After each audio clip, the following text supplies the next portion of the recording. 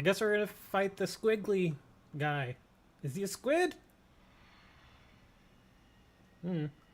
He looks like a squid. I can't tell if he's a squid.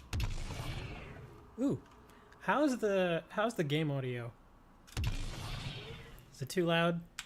I'm trying to... Let me see. I'll do a little adjustment. Seems like it's a little loud. I'll bring it down a little bit.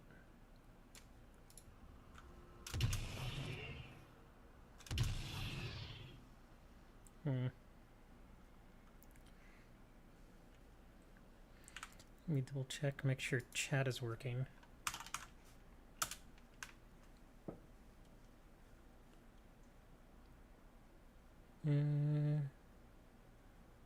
Okay, good. I do see chat there. Okay, excellent.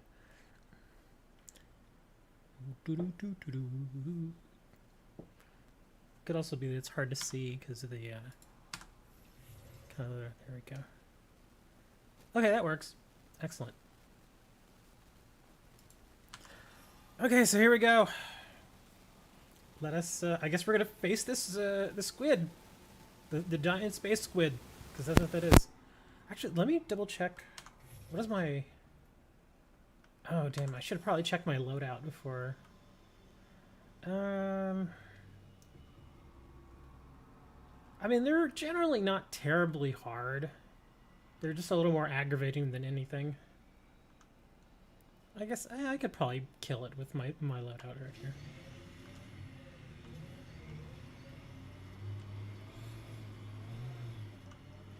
Let's see. I don't see any... Okay, that thing's limited. It's huge! That's what she said. Oh. Sorry, I had to make that joke, man.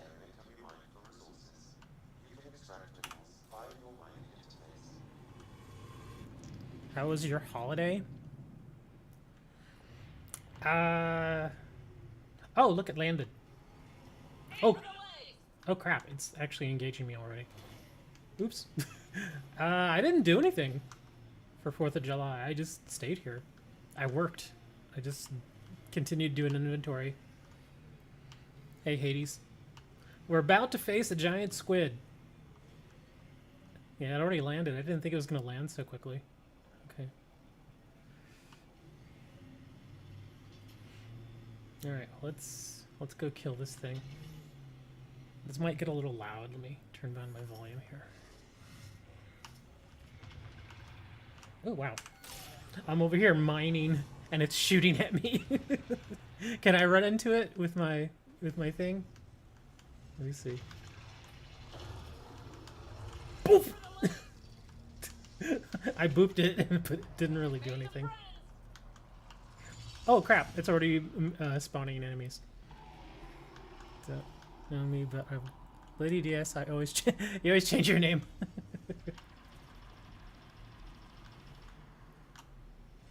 Why are you always changing your name? I mean, I've changed my name, but I usually wait a few years. Alright, come on, guys. We gotta go kill this giant. Oh, God. I forgot these guys do this.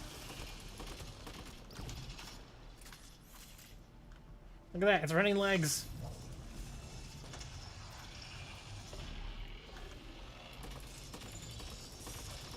Oh, wow.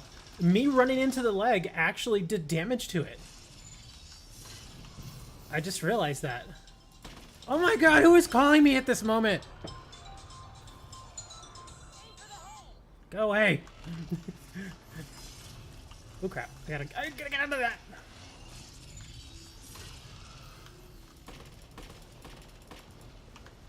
Ow, get off me.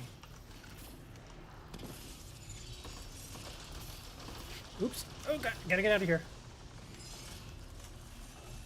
I'm in trouble. I lost my... Oh, that's right. I forgot. I got my little guy here. I can summon him.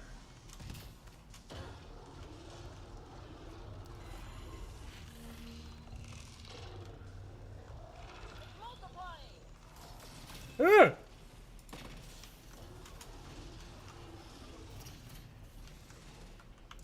Get away from me! Oh my god, look, he's huge. Look at that big old giant thing.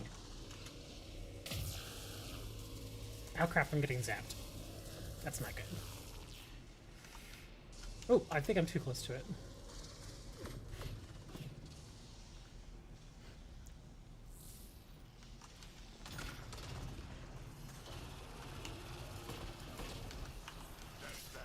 Okay, it wants me to finish killing the ads, so I guess I gotta do that real quick, or else it's just gonna sit there. Ooh, oh, it raises platforms now. Okay, there we go. Excellent. Okay. Wow, this fight's going much faster than the other fights. This gun I'm using is actually pretty good too. Yeah, the last time I faced it, my gun sucked. Made a new Pokemon card, Electric Max.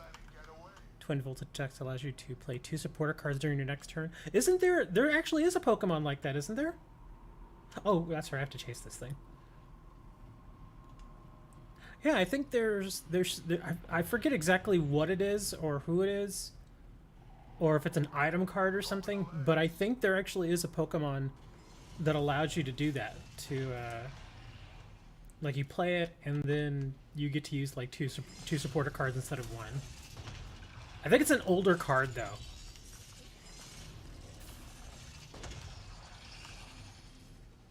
Guys, get out of the red thingy.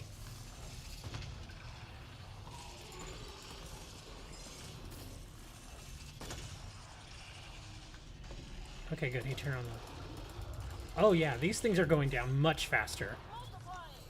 Wow.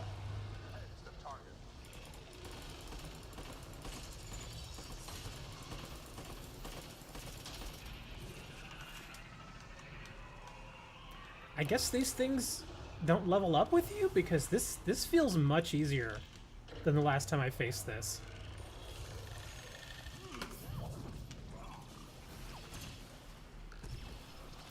Where's my little robot guy?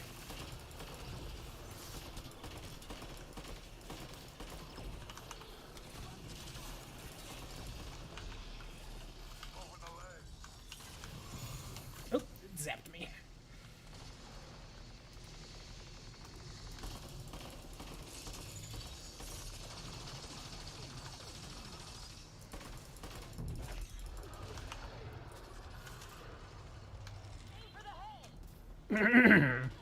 Message retracted. Oh crap, get out of that.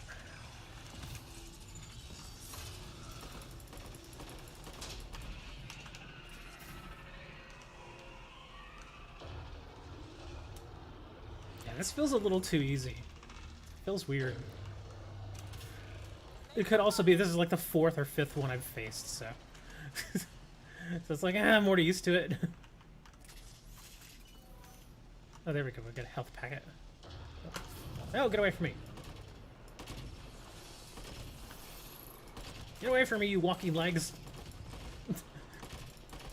You're like, that's what we do, though. We're lags.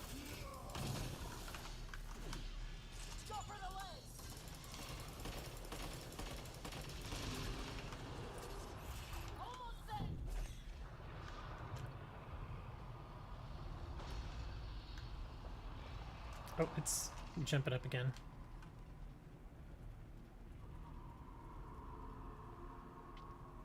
Run, you giant squid.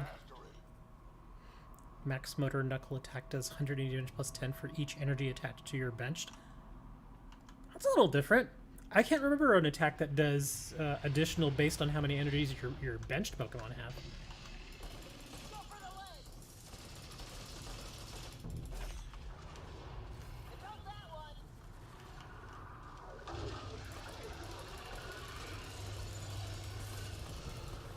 Wow. This gun absolutely decimated that thing.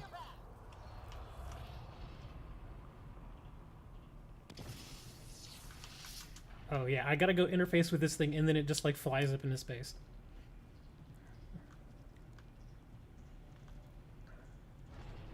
No, get away! What are you doing? Why are you raising? Oh, you suck. How do I get over there now? Oh, crap. Really? You're gonna do this to me? It's like, alright, we'll come down.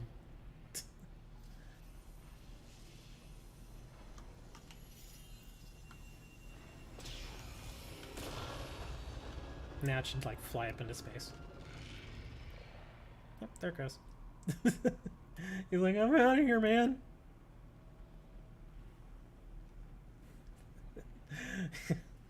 He's in orbit. Yes, it was, Drac. It's pretty fun. See any goodies here? Oh, 3 Remnant Course, Fusion Mod, Tech Mastery. Take all. Garchomp VMAX card. You should share them in Discord. You know, we're all still over in Discord. I don't stream as much as I was for a while, but yeah, we're still in Discord. We all still hang out there and talk and chat and stuff. And yes, we do share our Pokemon stuff. So yeah, you should definitely, if you've not joined Discord, or if you did and you don't visit much, you can, obviously you're more than welcome to come back. Okay, where's my, oh, okay, my thing's over there.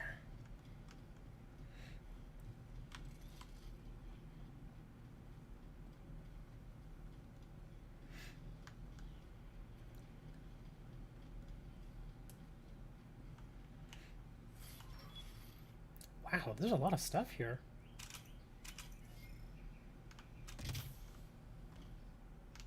Oh wait, there's a diamond?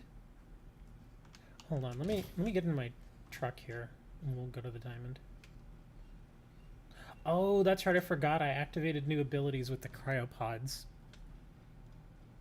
So that's probably what those extra containers and stuff are for.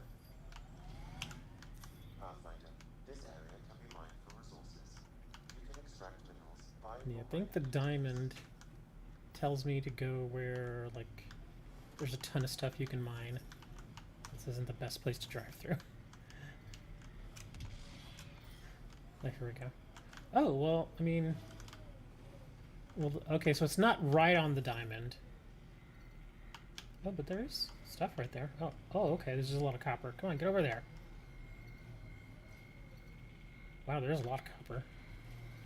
Oh, wrong way. Let's turn around.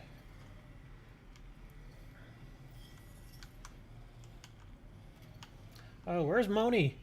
I don't think Moni's here. I got a little news for him. I would say there's news for you too, Dre, but you don't really care what I'm going to say. And I don't mean that as like you would slight me. I'm just, you know, you're not into the same stuff that Moni and I are into.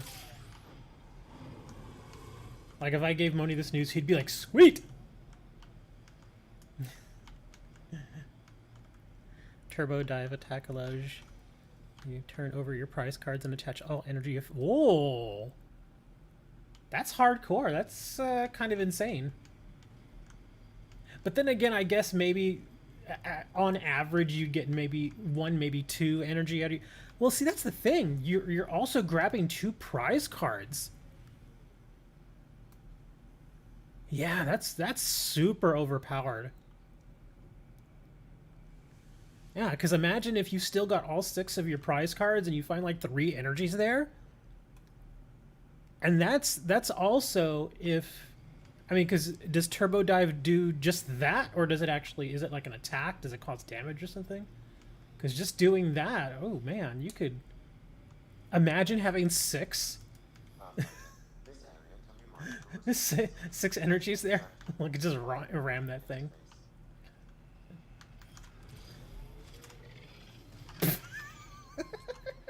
Come here! I'm gonna get you! I'm trying to run that thing over. Bonk. It's actually a lot harder to hit. It keeps moving. Oh! Oh, I hit it right on the head. What's the news? Oh, for the last few weeks, I've been saving up a bunch of money, and I bought myself a little something that I'd been wanting for a while. There.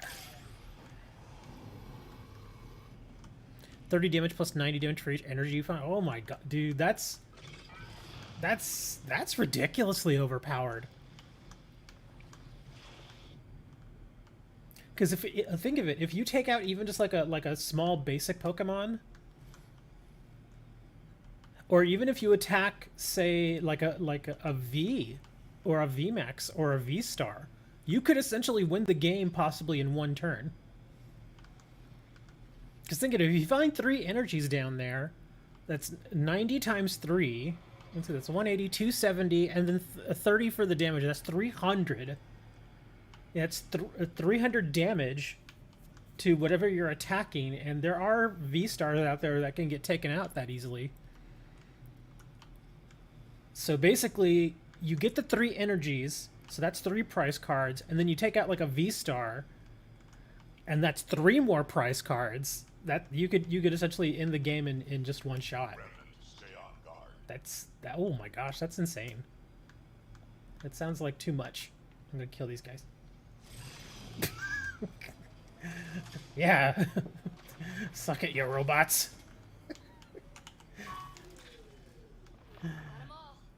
No, we didn't get them all. A house in Detroit. No, I didn't get a house in Detroit. I got myself a 5900X. Oh man, I'm getting slaughtered here.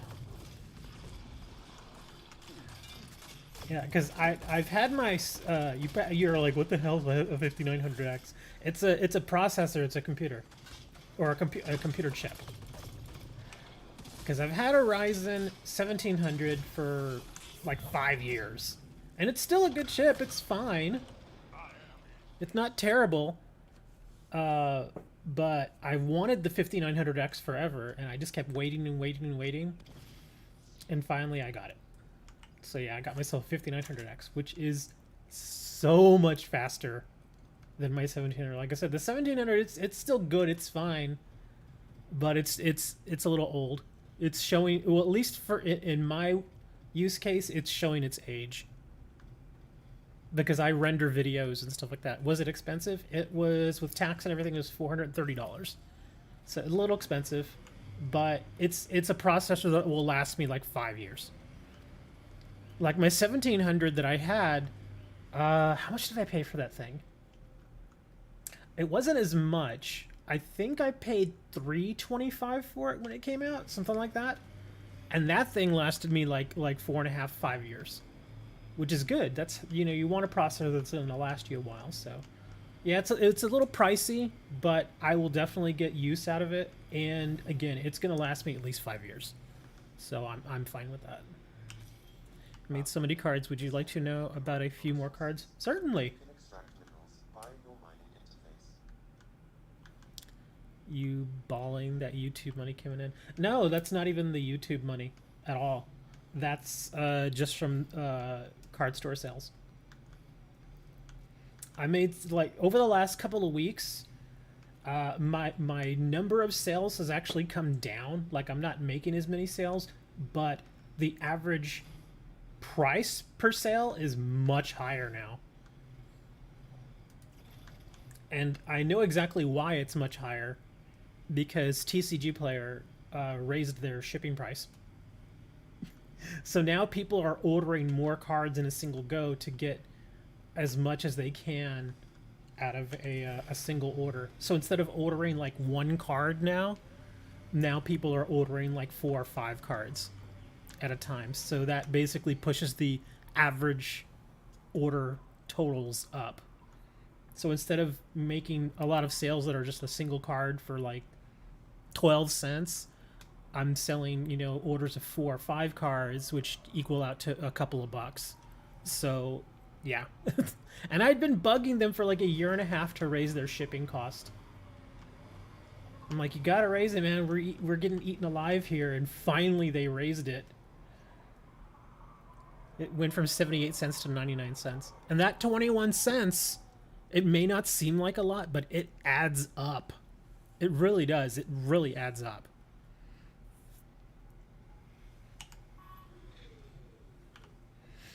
Okay, what was I doing here? Oh yeah, let me check my missions here.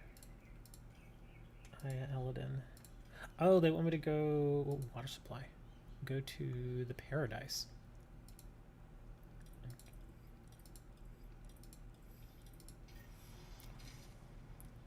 Yeah, we gotta go over there.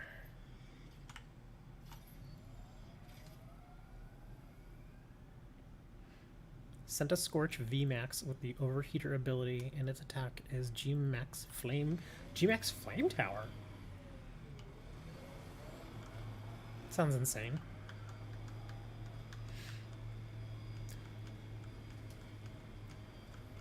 I also managed to sell a couple of higher price cards too, which really helped.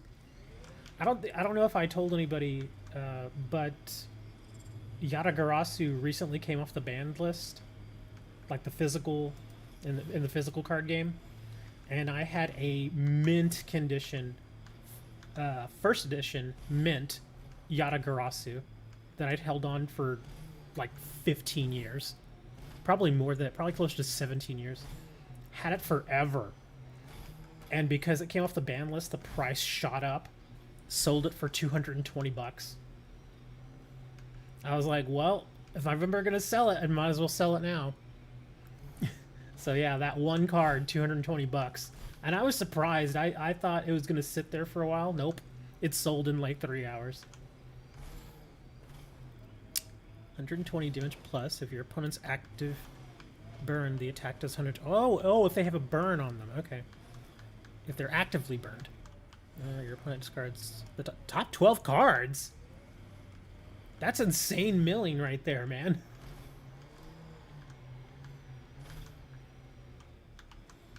Careful, I can't fall into these holes. Pathfinder, this area can be mined for resources. You can extract minerals via your mining interface. 12 cards seems like a lot. I mean, there's nothing wrong with mill cards. I mean, Pokemon doesn't have a lot of milling cards, which is kind of unfortunate. I think milling should be, as annoying as it is for some people to deal with a mill deck, I still think that it at least should be an option. Like, I think I've mentioned it a few times in the Pokemon streams that I'd hoped to build a mill deck, but there simply aren't enough cards that support milling in a serious way.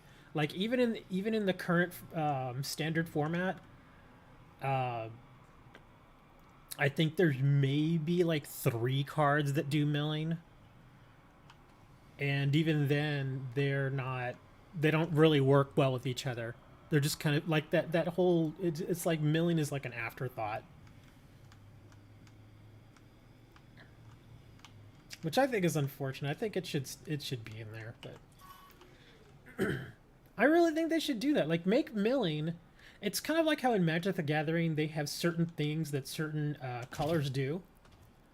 Like, white decks usually have like life gain, blue decks or blue cards usually have like card drawing.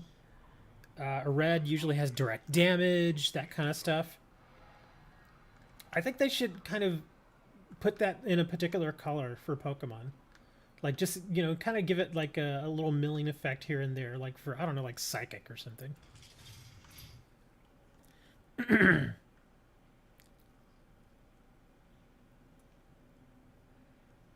Oh, the Shiba Warrior Taru. I actually don't have one of the Shiba cards. But yeah. That's a big deal, man. I'm seeing all my old Yu-Gi-Oh! Friends over on Facebook. They're all upset about it, which is understandable. Oh. Step off. Not allowed back here. What'd you say? Huh? I'll shoot you in the face. Who do I have to talk to? Okay, it says up there. Okay, so how do I get up there? How do I get on the second floor? Oh, there's the stairs over there. Okay. Charizard with the ability called Outbreaking Flames. You may search your deck for any number of energy and attach them to your Pokemon. Oh my gosh. That's too much. That's way too much. Yeah. Yeah, that seems way too overpowered.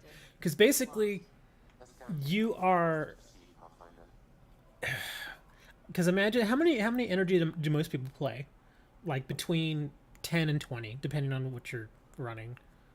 So imagine being able to grab, you know, say on average 15 cards out of your deck just like that. Well, the more I think about it, it could also backfire on you too. Because if you've got a lot of Pokemon on your bench already, you basically load them all up. You know, because I mean, how many Pokemon use like only like 2 energy to get a decent attack off? There's plenty of them. There's a few out there that require like 4.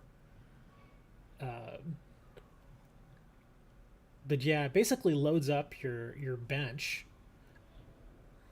I'm kind of thinking of how that would play though, because yeah, you could get all the energy you want, but then if those Pokemon somehow get defeated, now you no longer have any energy. Well, there are ways to get energy back from your graveyard though. Oops, wrong button.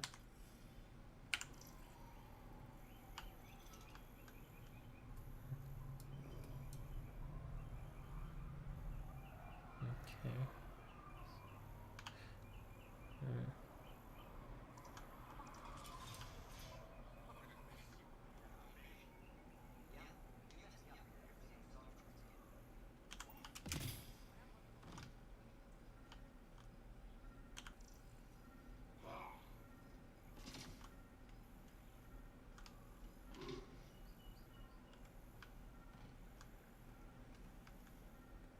And this attack is called Wild Nova Rush, 180 damage.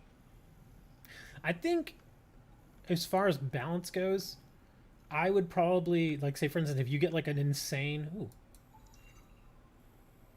like if you get an insane ability like that, or a triggered effect, like when you have to attack to get it to work, I think if you get something like that, the attack itself should, like the actual damage from the attack, should be just kind of negligible. Like instead of it doing like a massive amount of damage or a good amount of damage, it should probably be closer to something like almost nothing. We've got a console here. There we go. 12 energy attack stacks 200 damage to one of your opponent's bench Pokemon. So basically one-shots most bench Pokemon. Unless you happen to have a strong V or VMAX on there. But even a lot of the Vs would still go down. Because there's plenty of Vs that only have like 180 hit points.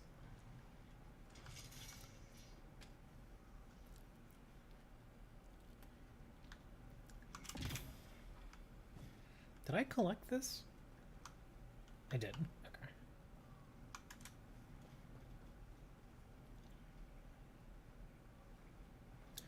12 energy is a lot of energy to spend on one Pokemon.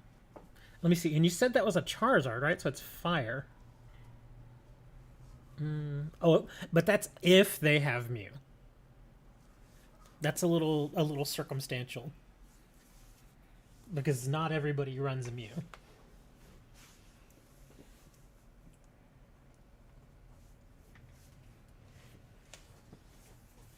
So I think that would work against most decks.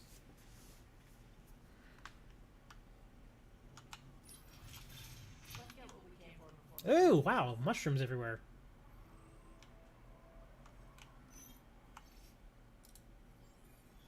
An underground lake.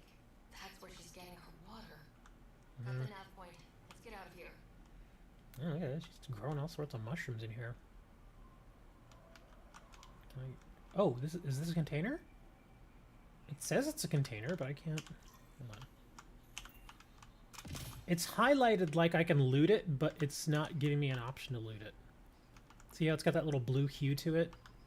Usually that means you can loot it, but it's not letting me do it. Maybe I can loot it later.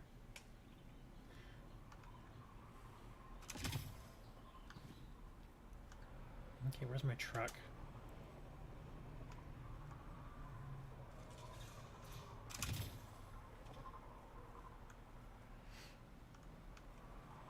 Oh, it's over there.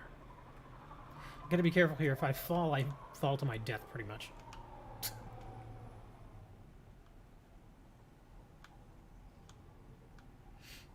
I like how they're like, let's build our base right next to this giant canyon. Or right on this giant canyon. That's kind of nuts. Yeah, let's make it really hard to build it. I guess the good part would be is if it's like a camp for say a bunch of outlaws or something. If they get somebody they just don't like, they just throw them off the edge. They're like, bye. Just throw them off the edge. And just...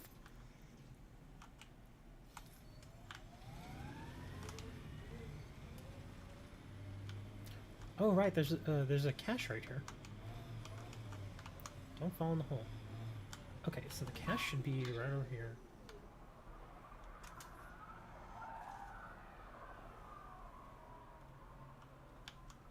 Whoa, okay. Are you serious? The cache is over there?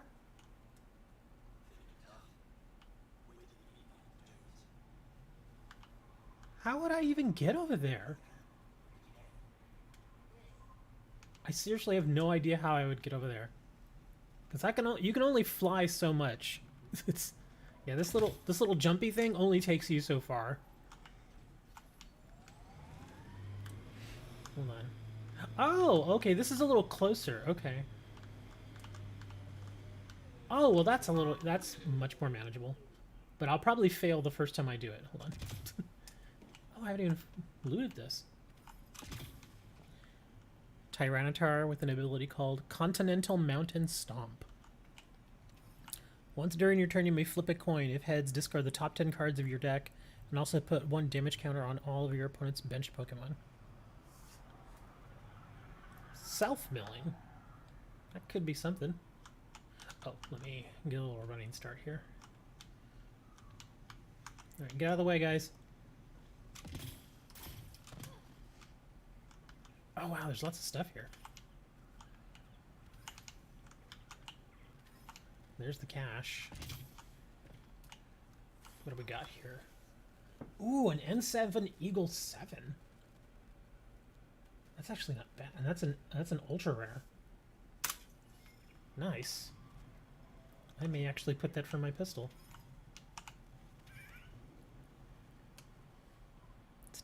Dark Arena. If you have more than 6 Pokemon Stadium cards in your discard pile, the stack does 150. There's another Pokemon out there that likes Stadium cards. Well, I don't know if it's a Pokemon. I think it's a supporter card. That if you have so many, I think it's if you have like 10 Stadium cards in your discard pile, it does something. I do remember that. Speaking of which, are you gonna get the Pokemon Go stuff? I actually want to get some of the Pokemon Go stuff, but again, I saved all my money to get my processor, so. Bet there's something in that remnant site. So yeah, I just burned like 430 bucks on my processor, so. But probably not next week, but the week after that, I'm probably gonna order a bunch of Pokemon Go stuff.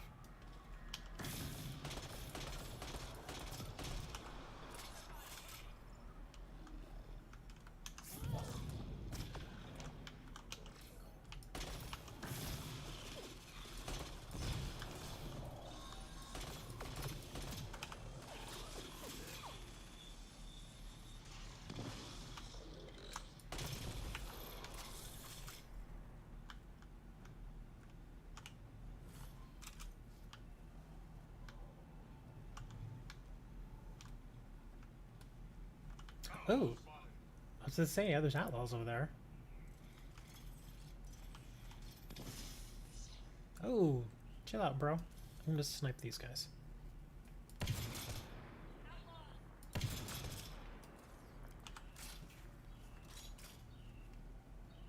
So there's just one over here. I don't see it. Oh, I bet it's one of those. Oh, there it. Whoa. Did not see him there.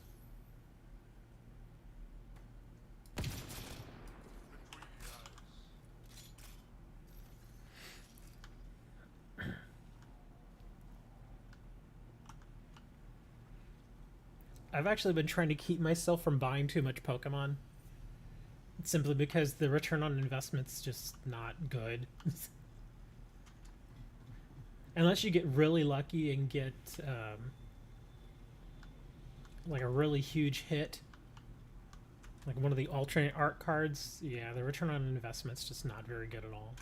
Like you can spend like $20 on packs and get maybe $5 worth of cards.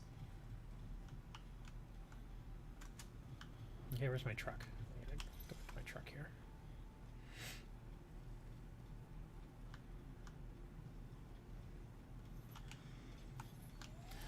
I do actually want to get at least a couple more booster boxes of the Duels of the Deep from Yu-Gi-Oh! Though. Can't believe I opened 2 boxes of that stuff and didn't even get a droplet. Usually you figure, well, I'll get at least 1 droplet. Nope.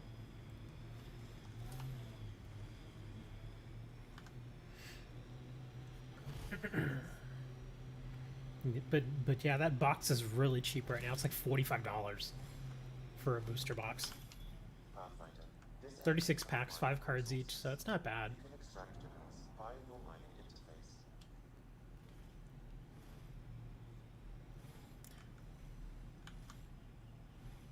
I have seen some information on the next Pokemon set that's coming after Astral Radiance. What was it called again? Lost? I think it's Lost Origin is what it's called.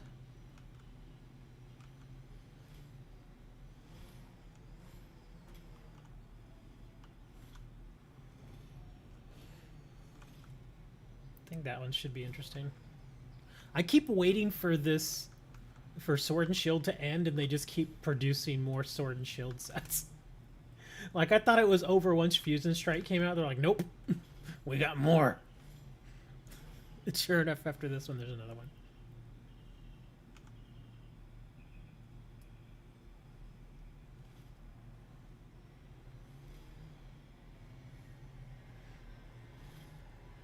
Oh, that reminds me. I've got like 30 booster pack codes I gotta enter.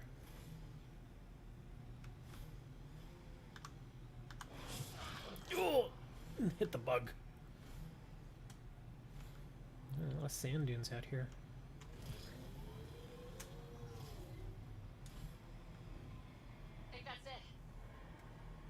Think what's it? Oh, let's see if we can kill this guy. Oh, ah, dang it! I didn't get a good angle on him. I was hoping to run them over. All right, let's go back.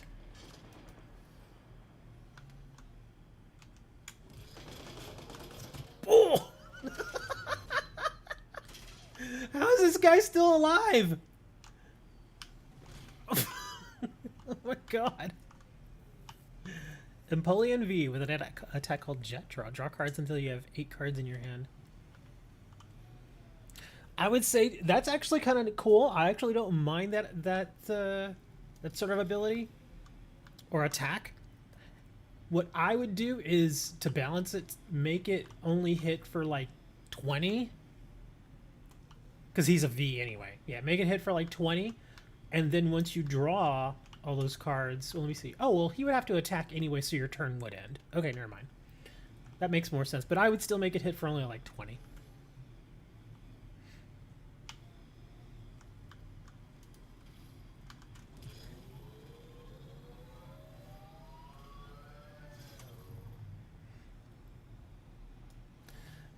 Let me see. Oh, that's right. There's also I was trying to think of another Pokemon with a similar attack. It's not Snorlax. Snorlax has Gormandize, which if it's an ability, and if you use the ability, I think it ends your turn. It's not an attack. Double Shield Blast, 150 damage. That was a big frickin' worm. Did you see the worm? I think he's over. Ooh, oh! I already passed where I need to go. Okay. Oh my! Oh god, there it is. Ooh, that's weird looking. Okay. Okay, this is right. Oh, there's baddies. I'm gonna be careful. Oh, they saw me. So you can ride fast this whole time you're running. Well, in this, it's kind of, think of it like it's got 6 wheels, right? first way to ride is 4-wheel drive, and you go faster, but your ability to go up like rocks and hills and stuff sucks. So you go into 6-wheel drive, which slows down your top speed, but you're able to climb a lot better. Like, it gives you much more grip. Those are the two different things. That's the reason why you'll see me, you know, sometimes going faster, sometimes going slower. Oh, and also there's my little boost. You can boost too, but it's a very limited boost. It'll boost your speed. I think I have the better one, and I think it boosts for like 5 seconds. But yeah, the Nomad works a little differently, which kind of makes sense. Like I said, I've given it upgrades, so the boost is better. I believe it's more agile now. I'm trying to remember what else I did to it. I think the shields are upgraded too. It's up here. Just dark.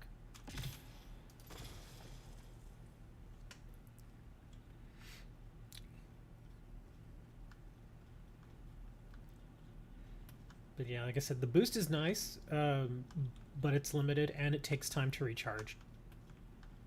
You can also make it jump too, and it's kind of the same way. It'll give you a little boost that pops your Nomad up, but it's only for so long. And I actually haven't upgraded that, so it's not very good. I almost never have to use it though. What we got here? That's a lot more water than I was expecting. That is a lot of water, actually.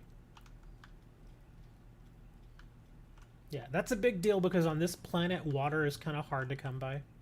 It's a very arid climate here.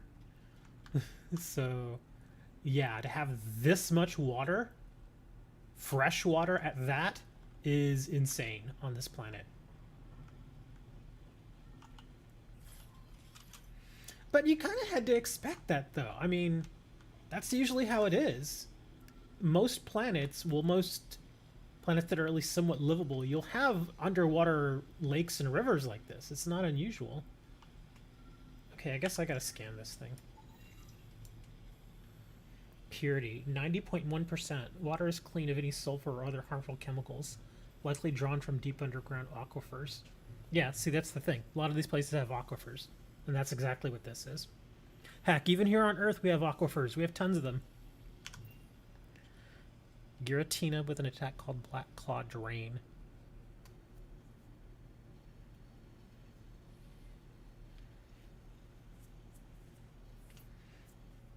Huh.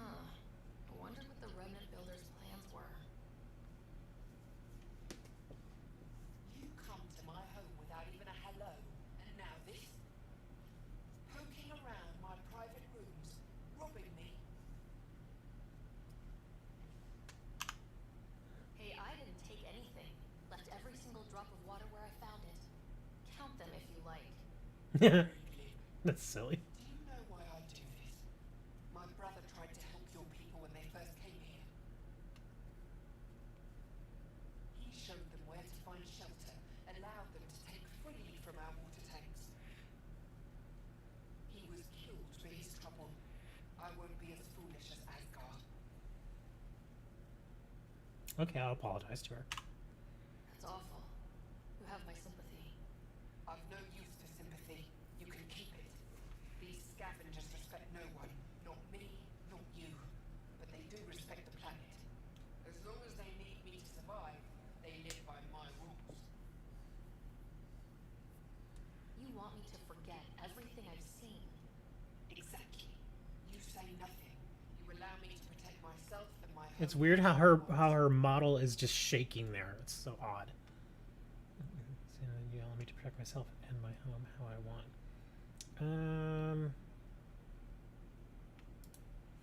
How long have you known about this water? Asgard and I found it years ago. On a mining expedition, the remnant nearly killed us.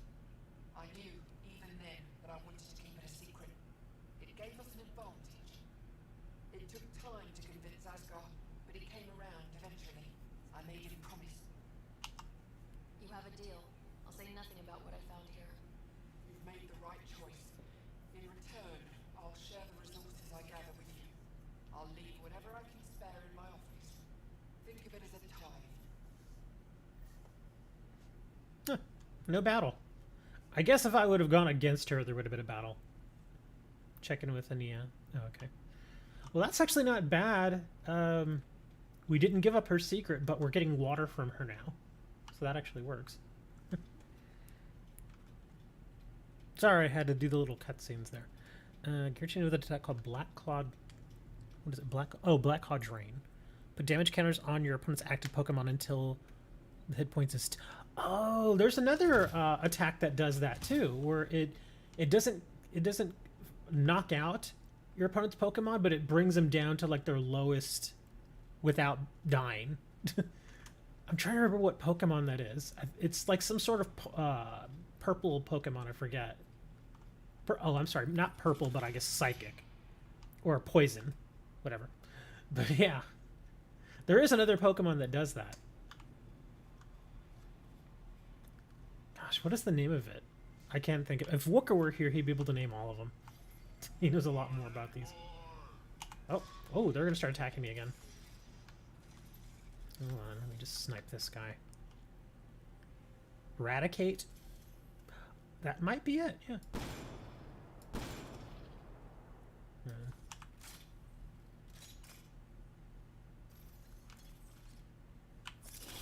Oops, wrong one.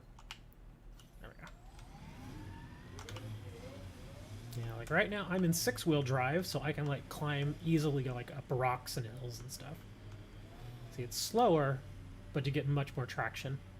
Like if I go into 4-wheel drive, I can't climb up anything. It's like no. But let's get a 6-wheel, and just like that I have traction.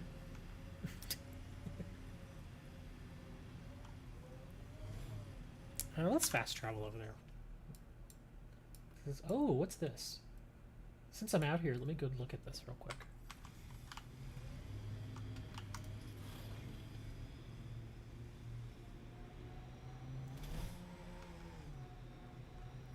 Yeah, I remember somebody building that deck where it took advantage of the fact where it just would completely drain any Pokemon down to 10.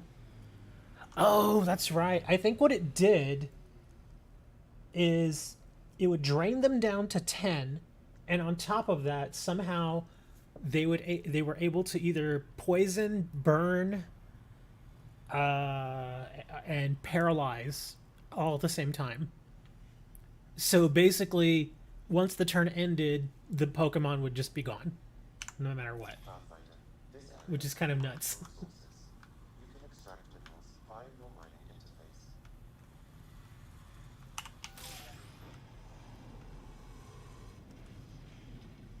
Oh, this is remnant stuff.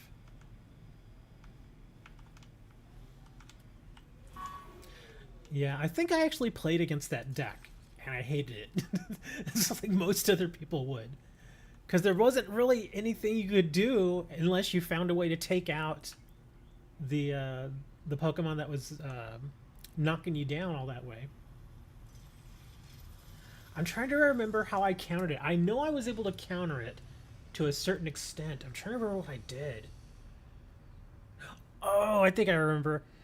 I think I was playing one of my water decks, which I play almost all the time. And I think what I was doing... Well, no, hold on. Maybe that wasn't it. Yeah, I can't remember what I did, but I know I was countering it to a certain extent. I think I had something on the field. I think I had some Pokemon on the field that would basically negate the damage from stuff like poison and burns and all that. I think that's what... I can't remember exactly what it was. It's been some time. It's been several months.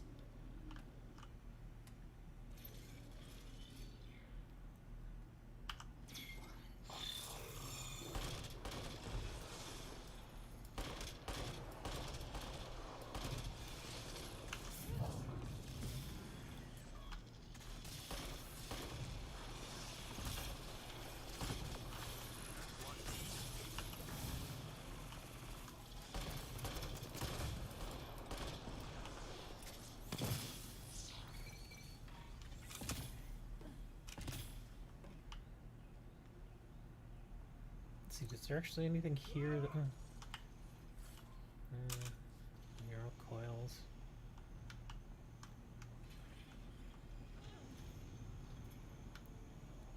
Oh, is this it? Yeah, here we go. I was like, yeah, there's usually always a container at these things, and then it marks it blue. Yeah, there we go.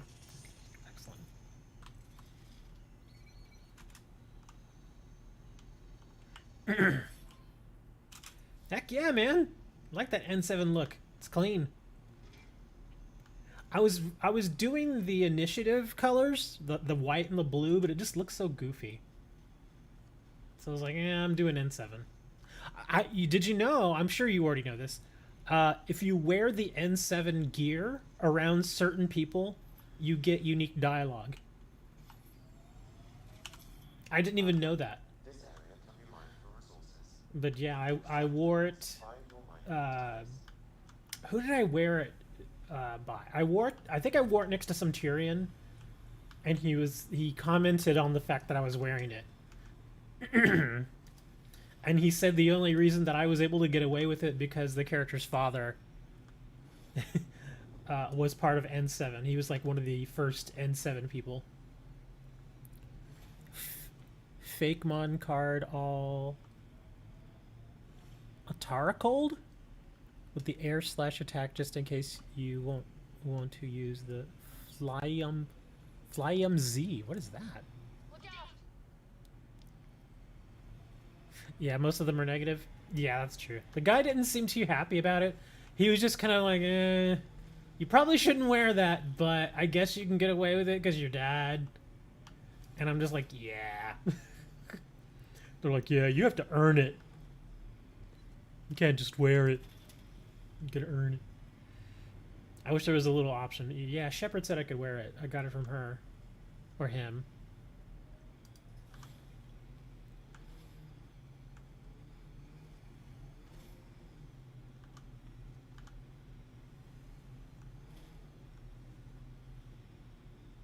You missed it, Dan. I fought one of the big squids. And I purposely saved before I started streaming so that I could stream the fight with the big squid. And you weren't even here to see it. It's called Dragon Neptune Dive. 130 damage. Oh, I'm sorry, 120 damage. And doing 120 to one of your opponent's benched singles. Oh, single strike. Okay, so it's very, very particular. Okay. That's actually not terrible. That's actually pretty balanced. Because it only goes against a particular type of Pokemon. I mean, type as in, you know, single strike. Okay. So I guess Verse is a deck that's, This area can be mined I guess, one of the Urshifu cards. Buy your mining interface. Actually wouldn't be terrible.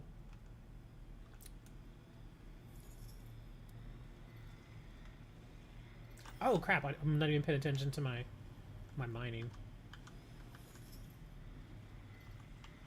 Okay. All depleted. The mining zone has been depleted. Watch out, crater. Praetor?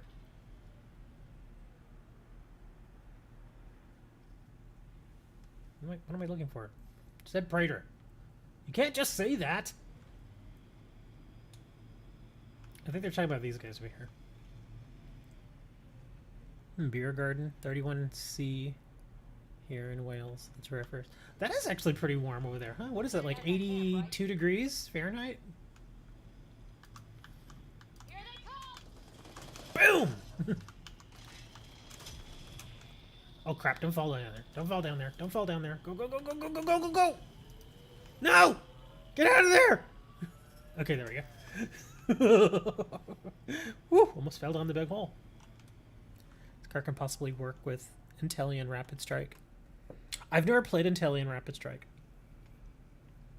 Like the Inteleon stuff that I use, it's the non... Yeah, I don't use any of the Rapid Strike or Single Strike cards. I use the... What is it called? The one where it lets you get 2 supporter cards.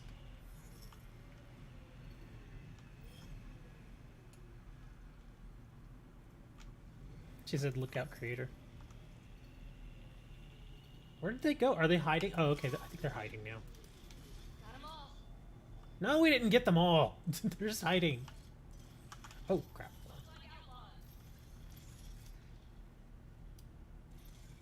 Okay, where's my sniper rifle? There it is. Boink.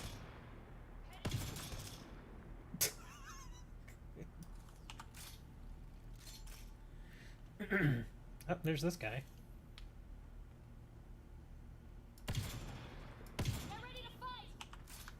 I didn't headshot him. I don't even think they have anything. I think I've looted this place before. That is one thing that's kind of a bummer about this game is once you loot a location, that's it.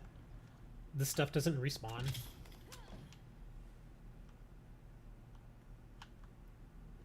Which kind of makes sense, but at the same time it's like,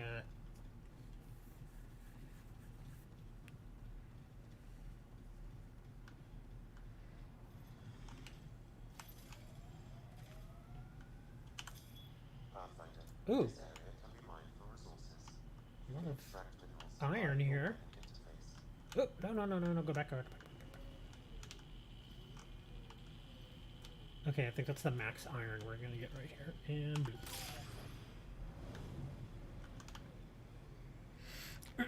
Kingler V, dude, Kingler VMAX. I actually pulled a Kingler. I think was it a Kingler VMAX or a Kingler V? I can't remember.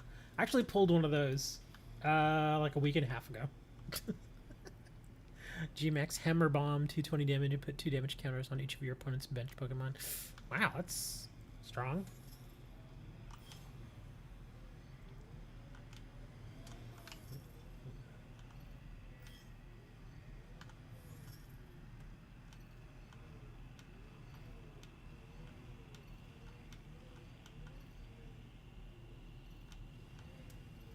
It's like, keep going back.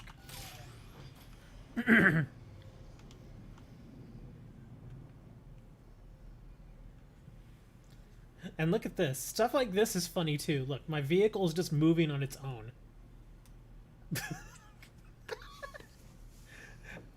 I wasn't gonna get this game, but my friend told me, she was like, yeah, I actually played it. It's not bad. It still has a lot of bugs, but it's still pretty fun. It's like, all right. It's like within the first hour of playing the game, oh my gosh, I found so many bugs. Thankfully, most of them are not game breaking. Most of them are just kind of stupid like this. It's like, okay, what is going on? Oh, there we go, we stopped.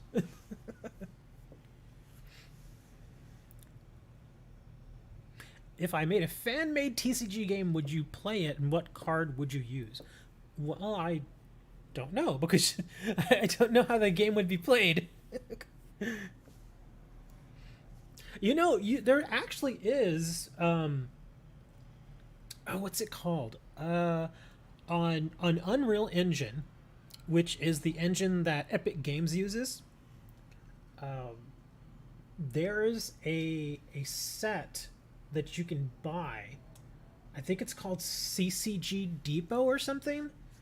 I forget exactly what it's called, but it's basically a set of it's basically like a framework, so that if you wanted to, you could actually download Unreal Engine. It's actually free to use Unreal Engine. A lot of people don't know that. It's free as long as you are like a smaller, developer, that kind of stuff. It's free to download the engine and actually develop a game with it. And there was, I can't remember the name of it. Let me see. Unreal Engine Marketplace.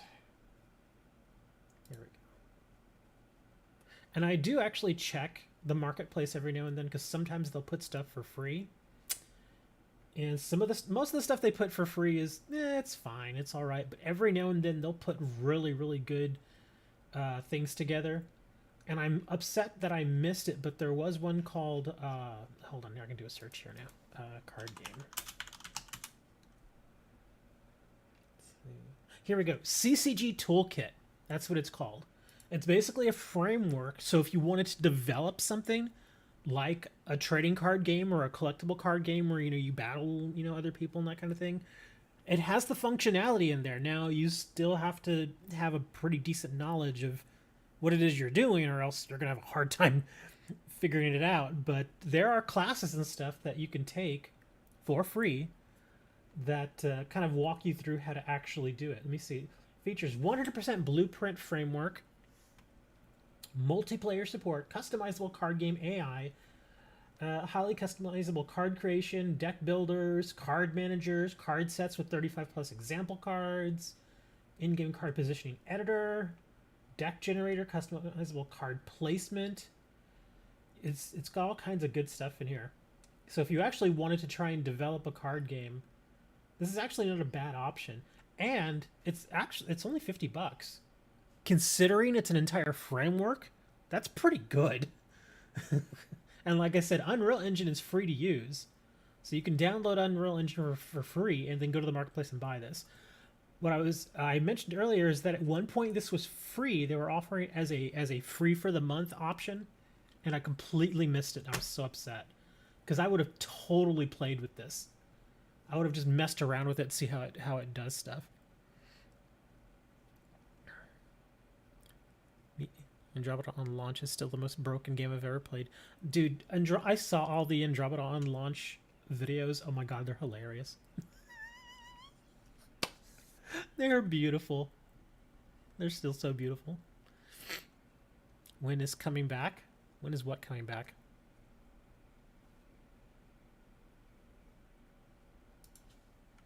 In case you're actually curious, because again, this was something that I thought about getting. I'm not into, I mean, it's kind of weird. It's like, I think every person that has played trading card games for a certain amount of time has always thought, I wonder, could I make a good trading card game? And a lot of people think they can. Most of us can't, though, because it's actually hard work. It's really hard. Because I actually thought about it, and I was like, okay, there has to be a certain amount of balance. How are you going to, separate all the different cards out? Are you going to have types? Are you going to have certain abilities? How is the actual whole framework going to work? There's a lot of stuff to it. The games you miss getting? Oh, the toolkit for CCG stuff? Oh, I have no idea. But here's a link to it. Just if you're curious, that's for DS, in case you actually wants to look at that. I wouldn't buy it, like I said, unless you're like super serious about actually going in and developing it. And even then, I would go and take training first, because yeah, it's only $50, but still, it's an investment. But I think it's kind of neat. Epic. Oh yeah, there actually are a lot of free for the month stuff right now. I think I already claimed it all. Instant deform components, VFX tools, point and click. Oh, okay, yeah. Some of this stuff is actually kind of neat. Yeah, the free for the month stuff they have on here, it's a little more tame than usual, but there are some good. Like, the best thing here is there's a turn-based RPG template that they're offering for free right now. That's usually $35, and this looks really nice. Like, have you ever played any of the old Final Fantasy games where it's kind of like a turn-based sort of RPG? This is where this kind of stuff would kind of come in quite handy. Here's the turn-based RPG template. Again, I don't know how many of you would actually get into something like this, but I think it's cool just to kind of claim this stuff, because like I said, I may not know if I ever want to really mess with this. Picked up 10 more packs of magic for you. Thank you, sir. I appreciate that. I hope you didn't spend too much money, man. Because I know magic packs are getting a little more expensive. We're actually talking about CCGs right now. I was talking about Ccg Toolkit for Unreal Engine. Because Lady DS had mentioned that she was putting together a fan-made kind of card game, and if I would play it, and I'm like, dude, if any of you all develop a game, no joke, I'm not kidding.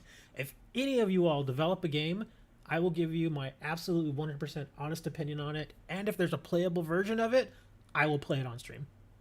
I totally will. Even if it's a game type that I don't generally play, I will play it.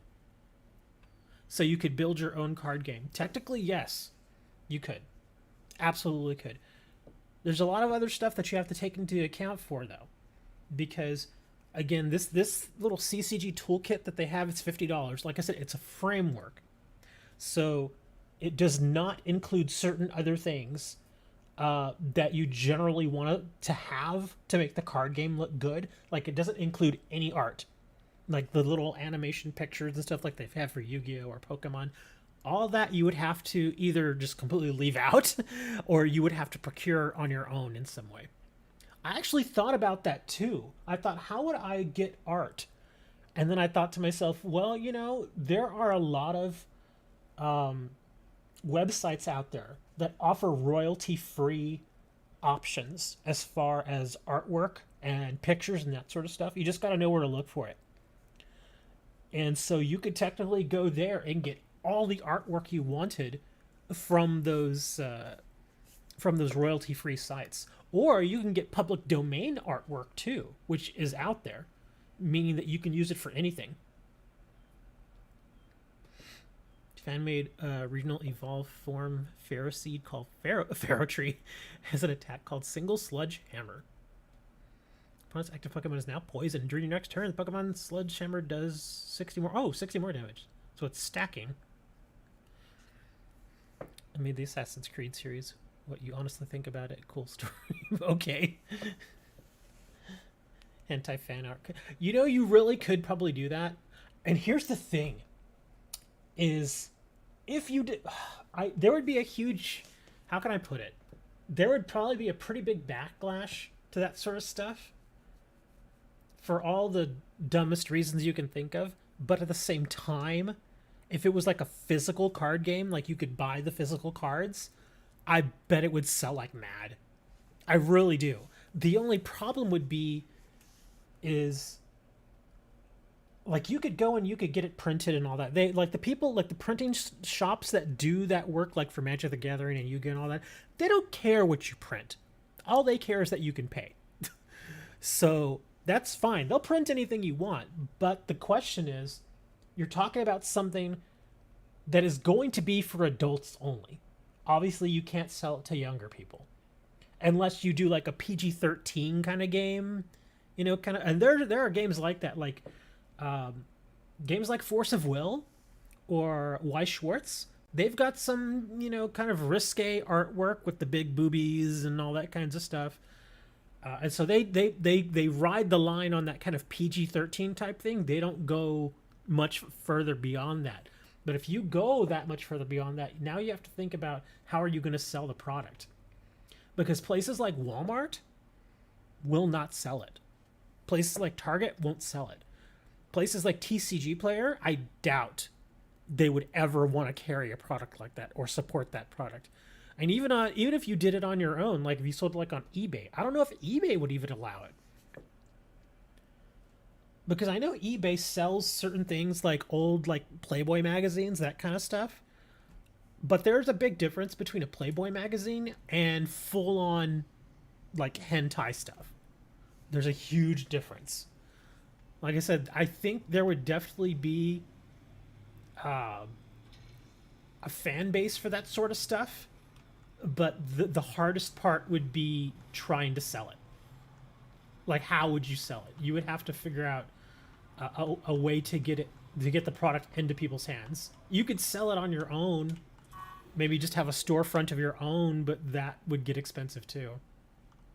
Oh wow, there's a little box down there. Could do PG-13, then do expansions for adults. But again, the thing is, those expansions, you wouldn't be able to sell them in some of the big box stores where there's so much foot traffic. Like games like Pokemon and Yu-Gi-Oh! And Magic, the one of the biggest reasons why they're so big still is because places like Walmart and Target will carry them. Like some of the smaller games that you see out there, again, like the Weiss Schwartz or the Force of Wills, you don't see them in places like Target or Walmart's. You might see them like in like a hobby store, like you know, that sells like comic books and card games and that kind of stuff. So you might get some options there, but again, it's gonna be wow, all this stuff, incendiary ammo. Yeah.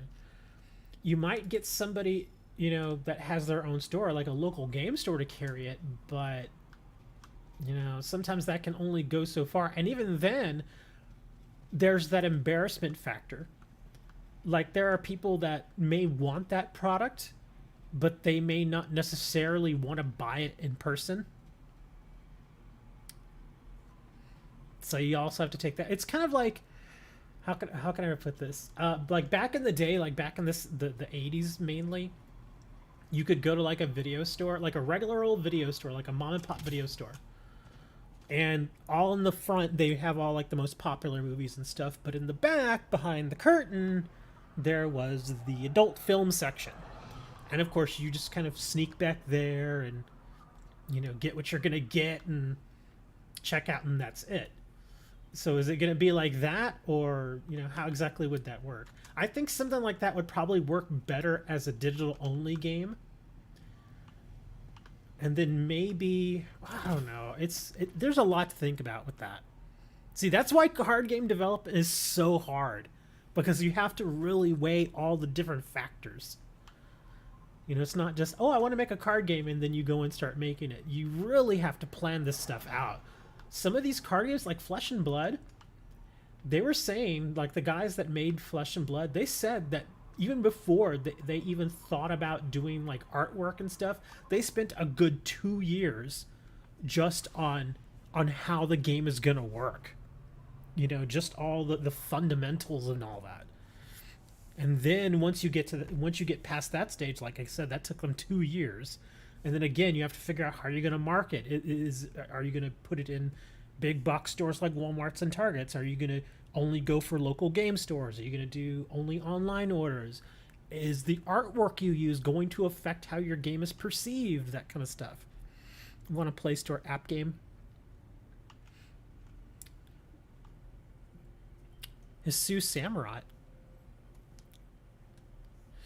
An attack called Steady Blade.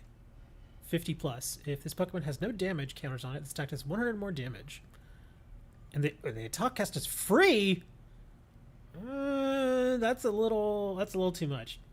Yeah, you could basically just bring it out, immediately stick it on the field, and hit for 150 damage. That's way too strong. Yeah, you got to put at least one energy on it. I mean, come on. Even with only one energy requirement, it's still overpowered, but still.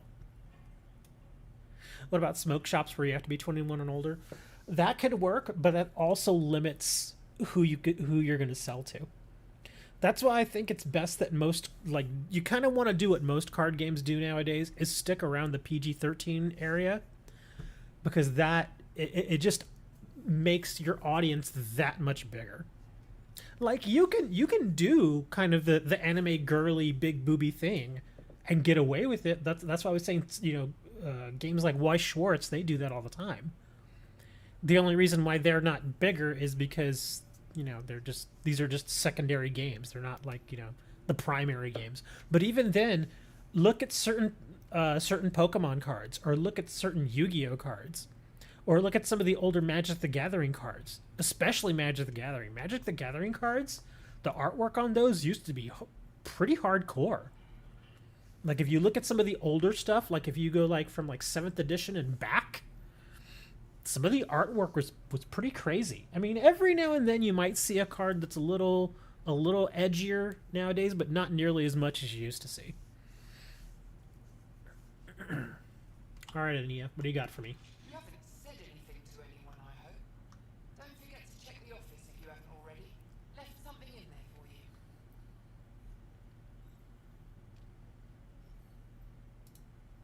What can I buy? I don't know. What do you have to trade? Mostly I sell water, but you should go out to the tanks if you want that. Is there anywhere else on the planet to, I don't know, find water? Not really. And if I don't like the look of you or you get on my bad side, then no water for you. No water for you. Oh, look, there we go. Advanced life support. I actually want that. Oh, and defensive fortification. Oh, she sells a lot. Oh, okay. I definitely want these. Want that. Want that. Simrat V. Second attack is called Turbulent Slayer. 120 damage. Flip a coin until you land tails. For each heads, discard an energy from your opponent's active Pokemon. That could be interesting. That's only the expansion though, so there would be more expensive and harder to get while the main set is PG-13. That's where things start to get a little cloudy. You start to hit some gray areas there. Because again, if you sell the product, if the initial product is PG-13, then and if your expansions go well beyond that, the slippery slope there is that, you know, if you sell a card game that 13, 14, 15-year-olds are going to buy into, and they hear that there is more risque artwork, even hardcore artwork, again, 14, 15-year-old boys, they're going to look for it, and they're going to want it. And they're going to find where to get it. And then all it takes is a couple of parents finding those cards, and you might have a little problem there. Because, you know, parents, when they see stuff like that, it's they sometimes can raise hell, man.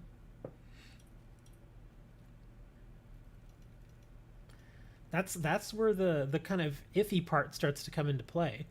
Because then they're going to say, you know, a parent could possibly argue, well, you know, you got my kid hooked on it by selling this particular thing, and now suddenly there's this other product that you also produce. And, you know, because, like, think of like Pokemon. Obviously, there's a lot of fan art, I'll just say, for certain Pokemon characters. But the Pokemon company has nothing to do with that. That's like, you know, it's like, hey, what can we do? You know, they don't sell that at all. So they can always say, well, hey, we don't sell that stuff. We sell very family-friendly products and that sort of thing. And they do. You know, they can't help if somebody goes out and does some kind of crazy artwork. You know? So that's when you kind of get into that slippery slope territory. And I know what you're saying is, but the same is with alcohol. How easy... You have to think about that. That's an interesting concept, because I think back to when I was a teenager and how easy it was to get alcohol. It was so easy. It was like getting weed back in the day. It was just so easy to get it. And again, you could just order stuff online. I mean, there's no, you know, way to check, you know, an age requirement for a product like that.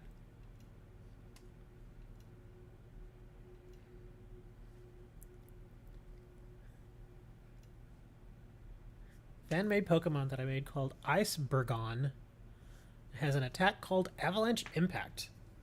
Is that like Genshin Impact? This attack does 10 damage to each of your opponent's bench Pokemon, and also this Pokemon does 30 damage to itself. Don't apply weakness or resistance for bench Pokemon. That is very balanced. That attack is actually pretty good. I imagine an attack like that probably costs maybe 2 energy to make it balanced. 1 energy, you could probably get away with making that 1 energy, but only if it was a stage 1 or higher. Or if it's like a V, if it was a V card like Icebergon V, that could be its first attack, and it would only cost 1 energy, like 1 water.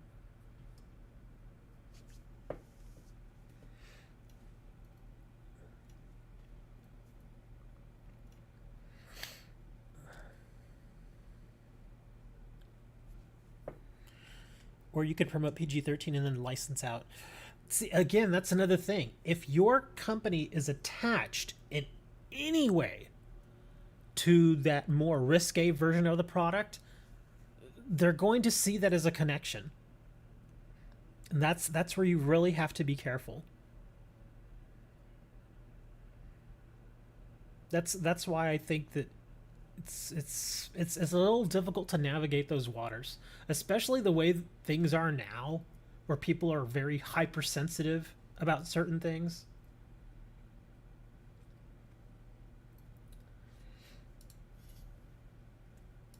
Let's see, do I have anything to sell? Oh yeah, I could sell some of this stuff.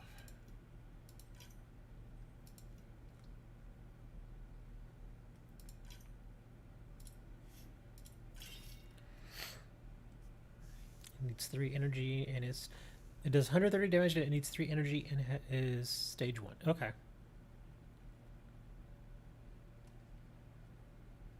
Oh, so it's 130 and then it also does 10 damage. Okay. That still seems fairly balanced. If it's a stage 1. How many hit points does that stage 1 have, though? If it has more than 100, that's overpowered. It's got to be like 90 or less.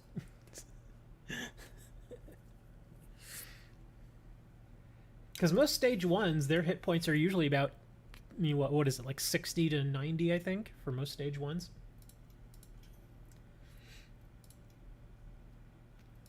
The Hornet can go...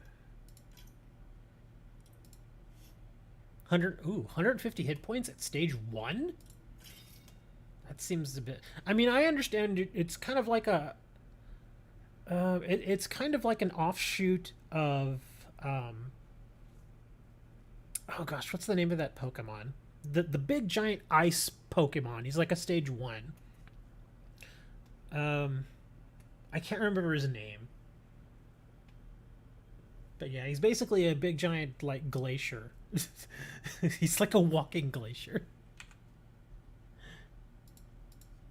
Now I kind of want to look it up.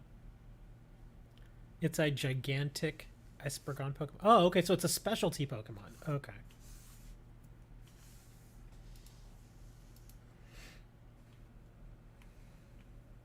Avalugg. That's the one I was thinking of. It's kind of like a... It's very similar to Avalugg. Avalugg, he's not very fast, but he's got a decent... He's got a pretty good attack, and he's got a lot of defense.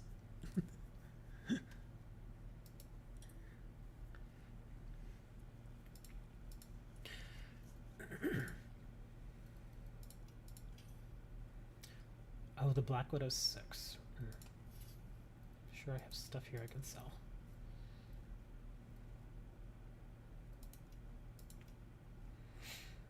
Like, I have this entire armor set right here, this Deep Space Explorer armor. Then I also have the Scavenger armor. And I could just wear this the entire time if I wanted to, because it doesn't have a mark rank. But I'm just like, I like wearing this other stuff more.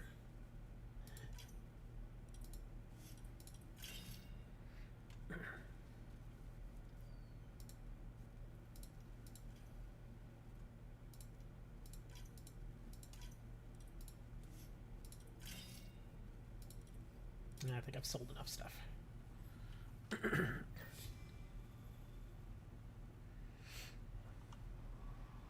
Oh, that's right. She said she left something for me in her office. I bet now I can click on that that chest that was in there.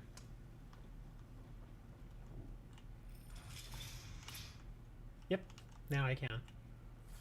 There it is. Ambusher helmet 4. Omni gel canister, shield focusing module. Just some supplies. Mega evolution state as well. Turns into ice and dragon type. Best fits EX and Mega E. Oh, okay, so it's more of the Mega stuff. Okay.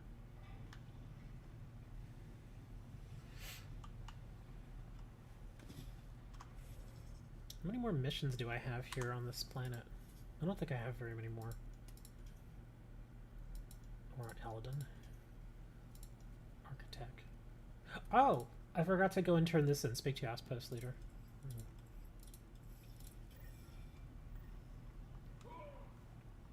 Whoa, calm down, Drac.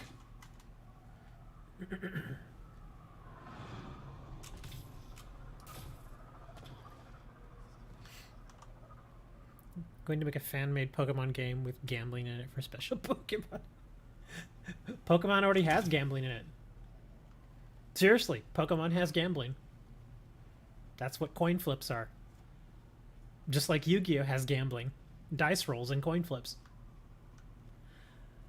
And Magic the Gathering actually got a massive influx of gambling type cards recently. With the release of Baldur's Gate, they got a ton of gambling cards. And I'll just fast travel over there. Where am I going? There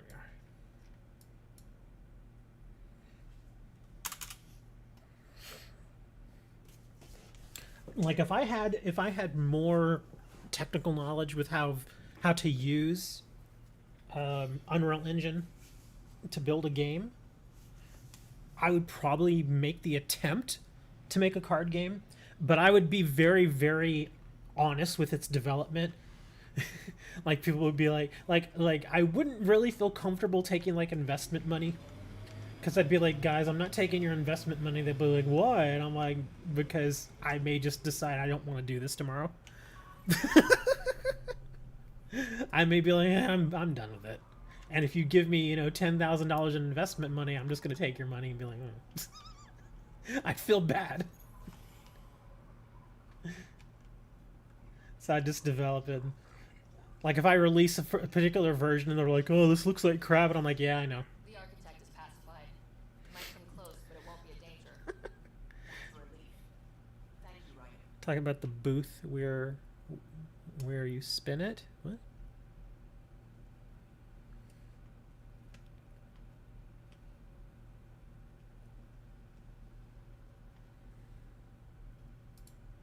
I should get going.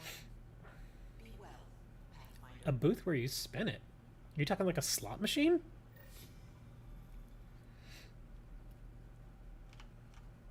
Oh, is this? Oh no, it's not. It's a dude. I thought it was that girl. Yeah, I think we're already almost all done with all the missions here. Gray matter. Pick up. I can't find where this is even located. It keeps telling me to pick up Lexi's serum. I have no idea where it is. It's over there somewhere. Slot machines and poker. I'm pretty sure there are Chinese knockoff products that have like regular playing cards, like a regular deck of cards to play poker on, that have Pokemon characters on it. I'm almost 100% certain of that. You know, if we want to check out your cards, it's on your IG. Your IG!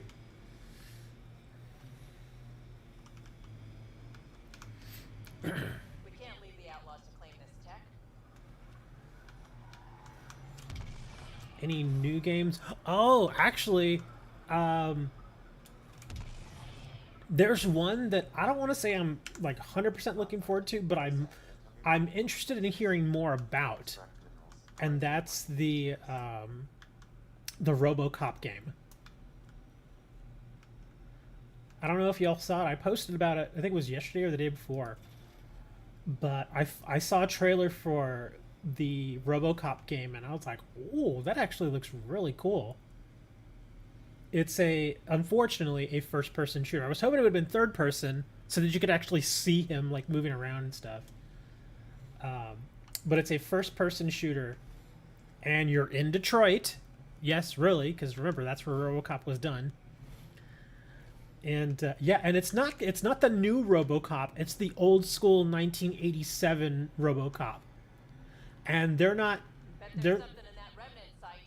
trying to make it like kid friendly or anything. It's like hardcore, like blood and guts and gore and stuff. And I was like, whoa, this actually looks really cool. So I'm actually looking forward to that. I want to see more about it. It's supposed to come out next year, so it's pretty far into development.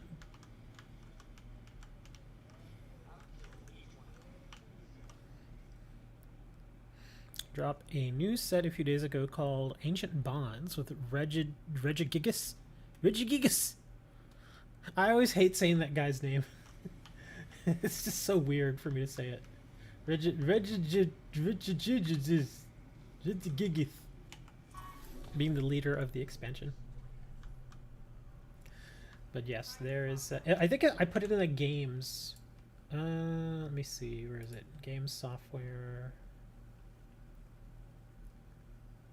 Yeah, there it is. If you scroll up just a little bit, it's like from what date did I put this in there? 9. Okay, yeah, a couple days ago. Back on the 7th is when I put it in. But it has it has a link there, and it has the video for the trailer. That's why I was like, that looks pretty cool. What shoe size? It really depends on the shoe. I actually tend not to wear sneakers very much anymore. I have my sandals and I wear those practically almost exclusively, unless I'm working out or going for like a run or something. But as far as my like sandal size, it's between 10 and a half and 11. I usually go 11 just to give myself a little more room, just in case, because some shoes I've noticed tend to run a little small. So I always give myself that little extra room. Oh, there's the serum. Test the serum on a live subject, but we need a good candidate. Scan the scavengers as a paradise again. I'll tell you when I see a potential. Oh my gosh. Make me scan all these guys again.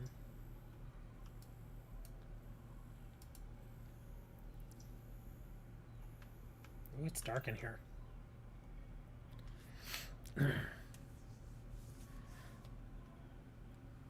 Size 32. No, my feet are not that big. Even Shaq's feet aren't that big. Going to do a Pokemon Air Force Ones. Yeah, like the pair of sneakers that I'm wearing that I have right now, again, I don't wear them very much, are just a pair of Skechers. I think I paid like $35 for them. They're comfortable, though. They're really, really comfortable.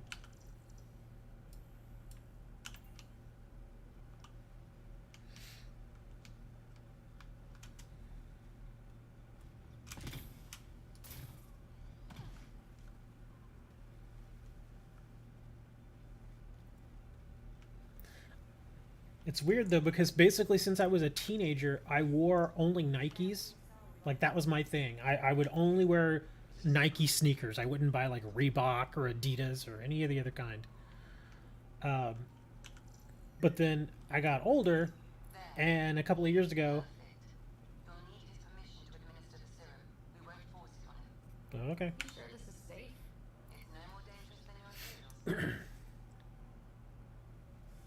Well, I don't even think Skechers has a version of their shoes that you can paint on. I really don't. But yeah, I found that a couple of years ago. I really looked deep into Nike, and I found the horrible conditions in which they made their shoes. And I just kind of made a personal decision. I was like, I'm not going to give Nike any more money. So, yeah. From there, I just stopped buying Nike shoes. But then I was like, well, I don't want to wear Reeboks, and I don't want to wear Adidas. It's like, what can I wear? And I just did like a broad search for sneakers. And at first, I thought I'd get those dad shoes, those New Balance. I'm pretty sure you guys have heard of them. They're not terrible shoes. They're actually fine, and they're actually made in the U.S. Which is why they're a little more expensive, but they're very well made shoes. And I thought about getting those, but I'm like, I don't really want to wear the dad shoes. So I was like, there's got to be something else. So I looked around a little more, and I had been buying Skechers sandals for the longest time, just because they're comfortable. And then I was like, oh, they make sneakers too. So I looked at them, and I actually found a pair at the local academy here, and they were on sale for like $25 or something, 25 or 35. I can't remember exactly how much. I just know they were on sale, and I was like, oh, I'm buying these. New Balance are nice. Yeah, I'm sure they're good shoes, but it's a little funny because it's one of those things that you don't really think too much about until somebody brings it up. Like I had always noticed that like dads would be wearing like New Balance shoes, you know, like younger people, like younger men would be wearing like Nikes and you know the fancier shoes and stuff, or Jordans. But I always noticed like dads or just older guys would be wearing New Balance. And I was like, well, it kind of makes sense. They're sensible shoes, you know, they're not super expensive. But then somebody started making the joke about it's the dad shoe. And then I thought about it more and more, and I was like, you know, they're right. I never see a young person wearing New Balance. Never. Like I've never seen like a 20-year-old just chilling with some New Balance on. Never. It's like, and I actually look every now and then, where I'll just kind of look at somebody's shoes and I'll be like, oh, New Balance, because it's hard not to see the NB, because you know almost all the New Balance shoes have that NB on them.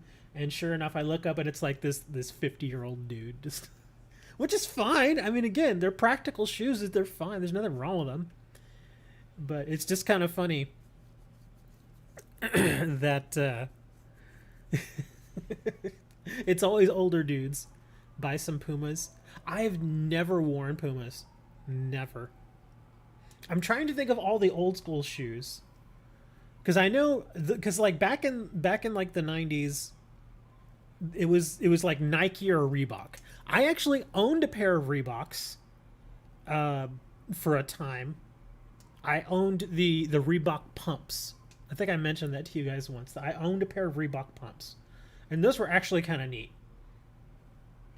They were a little more of a novelty, but they were you know, they're all right. Let me see. Fubu, never worn Fubus. Again, I have. Let me think of. Let me see. Let me popular shoe types or popular shoe brands.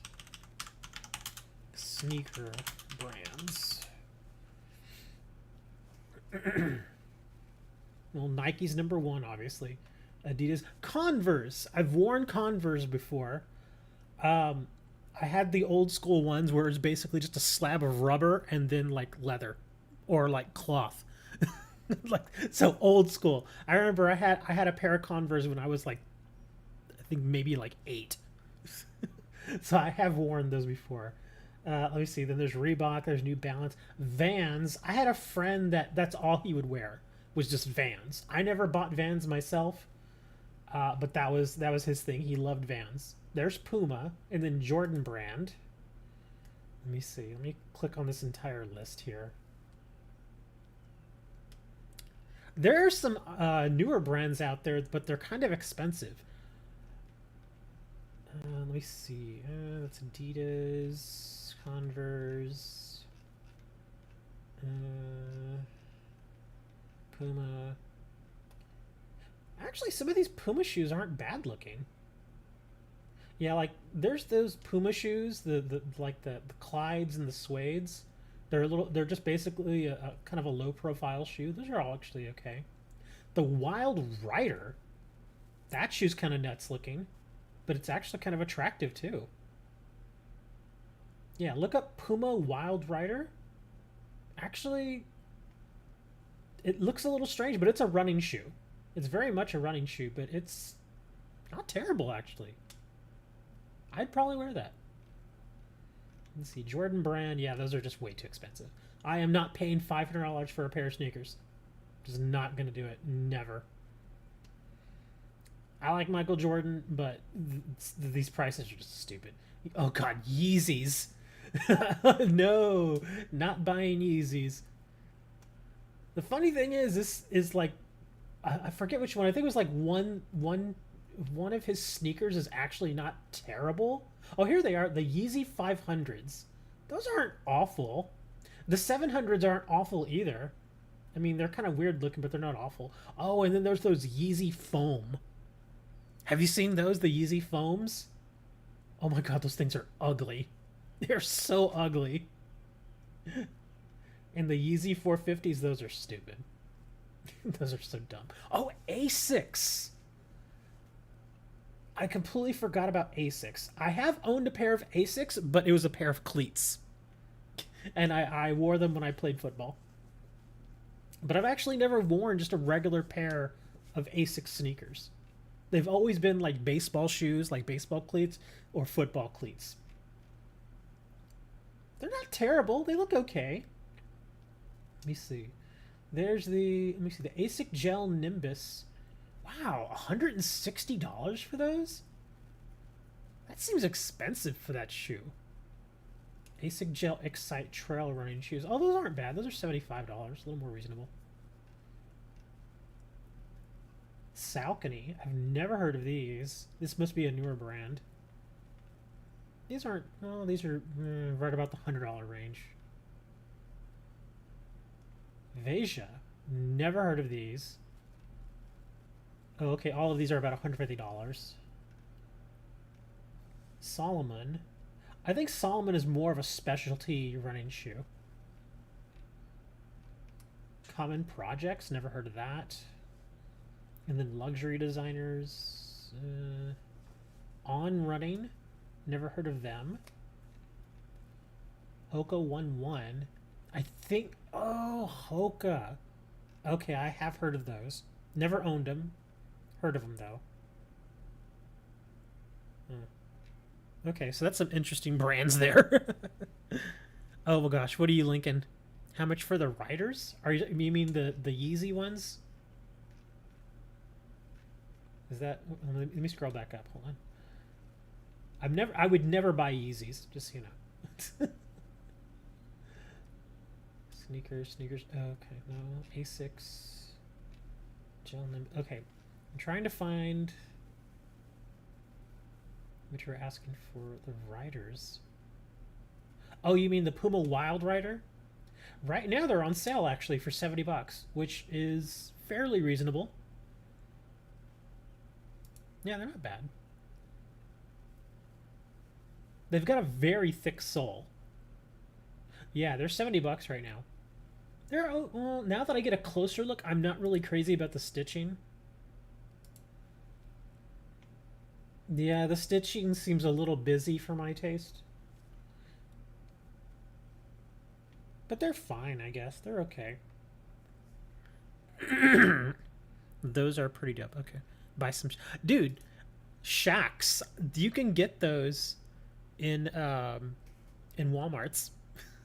Which is fine. He actually wanted that. I remember I saw a video about him talking about his shoes. And he's like, yeah, there are plenty of, $100, $200 shoes out there. I wanted everybody to be able to afford my shoes. And so that's why he purposely made them inexpensive. You can get like a pair of Shacks at Walmart for like $20. And they're decent little shoes. There's nothing wrong with them. That's a lot of red. Nike Air Force 1 lows. Price. $87. I guess I don't know if that's good or not for these shoes. I've never worn them. I've gotten to the point in my life where I'm far more about comfort than I am about style. I mean, if they look good, that's just a bonus, but they have to be comfortable. I mean, I won't buy something that looks like a giant log of poop and put it on my foot. I won't buy those, but they have to look reasonable. But I definitely go for comfort over style now. Yeah, that actually does seem pretty reasonable, because I know a lot of these newer shoes that are out there. I know a lot of people spend like way too much money on some of these shoes. Like back when I was younger, and I'm sounding like an old man here, back in my day, back when I was younger, I think the most expensive pair of shoes that I saw were a pair of Jordans that were $180. And again, this is back in like the 90s. So that was a lot of, I mean, it's still a lot of money now, but it was a lot of money back then. And I remember my brother actually got a pair of Jordans. I think my mother paid something like $125 for them. And then on top of that, like 2 years later, he got a pair of the Bo Jackson shoes, which, of course, everybody's like, Bo Jackson shoes? What? Yeah, Bo Jackson had his own shoes. But my brother wanted them, and my mom being my mom and him being the favorite child, he got them. She paid something like $140 for them. I was like, jeez, man. Like, why can't I get $140 shoes?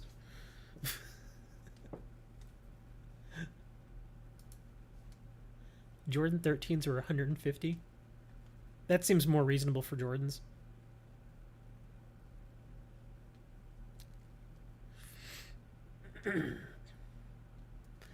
But yeah, these Pumas seem okay. They're all right. I'm actually surprised they don't have Skechers here. I'm really surprised. But again, like, if you've not really seen too many New Balance shoes, go look at them. And they all have that big giant N on them. Some of them actually say NB. But yeah, they all have that giant N, so it's very, very apparent what brand they are. Reebok, Some of these... Oh, they've got the old school Reebok Club sneakers. Yeah, go look up Reebok Club C sneakers. They've had that sneaker type forever. Forever. Oh my god. The Reebok Beatnik shoe. The Beatnik shoe is the goofiest shoe. It's so goofy, I actually kind of like it. It's like a sandal, but it's not... Okay, yeah, this is so strange. It's like the back is a sandal, like you could just slip it on if you wanted to, but the front is all covered. It's not like leather or anything. It's like cloth. Oh, they're on sale too for $45. I wonder why. Probably because they are some of the ugliest shoes I've ever seen. They're just so goofy looking. Who approved this? Oh my gosh. It kind of reminds me of that movie Elizabethtown. I don't know if y'all ever seen it, but Elizabethtown, it's about a guy who, he's a shoe designer, and he designs with a team this shoe that apparently is like the next big thing, and it costs the company upwards of $1 billion to come up with the design and to, you know, be able to produce the shoe and everything. So $1 billion, right? And they hype this shoe up to be like this massive, amazing, like the next Jordans or something, and nobody buys them. Like nobody. Like they are literally left with giant warehouses full of this shoe that nobody wants. And the guy ends up getting fired, obviously, because they burned $1 billion on a shoe that nobody wants. And this is what these Beatnik shoes feel like. Here, I'll actually give you all the link in case you want to click it. These are just so weird looking. Like I said, they're so weird looking, they're almost kind of attractive, but in a very kind of goofy kind of way, and not really a good goofy. More like a God, I'm drunk, I'm just gonna wear these. This is stupid looking. Converse, same thing. Yeah, their shoes have pretty much been the same forever. Adidas. Where's the old school Adidas? There we are. The Superstars. Yeah, those are the ones that Run DMC made popular. No, they're ugly. Yeah, that's what I'm saying.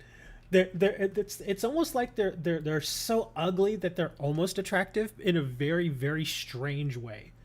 It's like that's what I'm saying. It kind of rides that line. So there will be people who look at that shoe and be like, no. And I would not blame them. It's kind of like those weird Yeezy shoes. Here, I don't know if you've seen the... I'm going to link these Yeezy foam shoes to you. These things are stupid.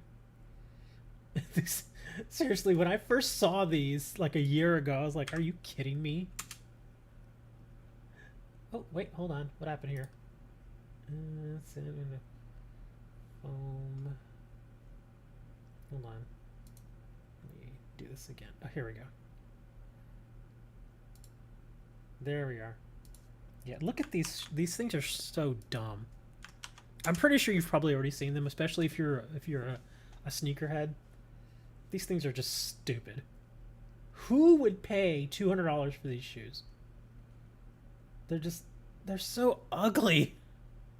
Buy some Hudson jeans. Didn't you already tell me about those? I think you told me about Hudson jeans before. Yeah, I'm pretty sure you told me about these. Yeah, you were telling me about these things, and some of them are like really expensive.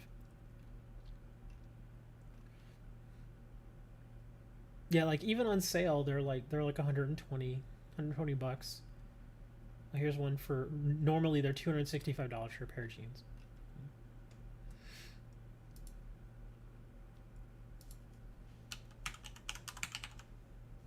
In fact, here, let me go to Amazon real quick, and I'll actually show you the Skechers shoes that I have. Let me see. That's if they actually still have them here. Yeah, I've had my Skechers for like 2 years.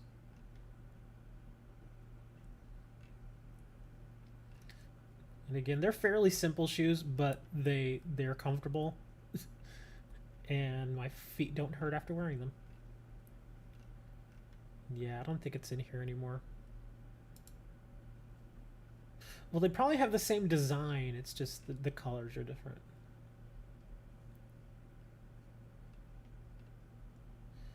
Actually, I think these might be it. No, not those, not those.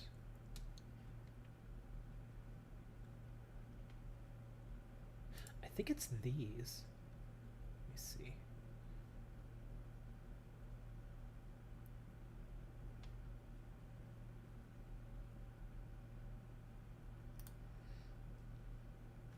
Not those. Oh, well, let me kick all the women's shoes out of here.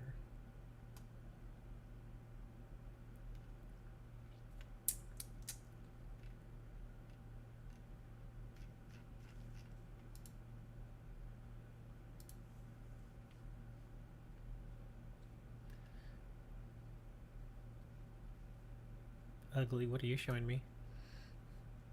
Oh, the Charizard ones. I actually saw those.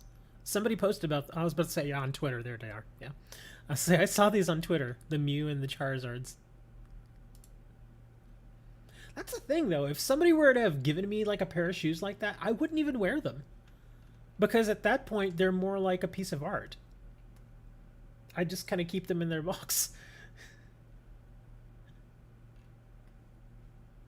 And I know a lot of people do that too. A lot of people will buy shoes and they'll just hold on to them. That's what my friend Russell does. He's lucky. Well, his mother is rich, so he's always had access to money. So yeah, the dude has like 100 pairs of shoes, and I think is like the last time I talked to him, he's like, yeah, dude, I usually wear the same sneakers, but I've got like 100 pair of shoes in my closet. Because he says a lot of times what he'll do is he'll just hold on to them for a little while, and then when they become really hard to find, then he sells them. And I'm like, that makes perfect sense.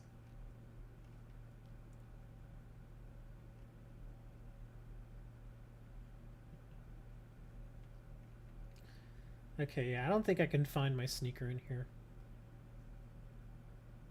It is possible they just discontinued it.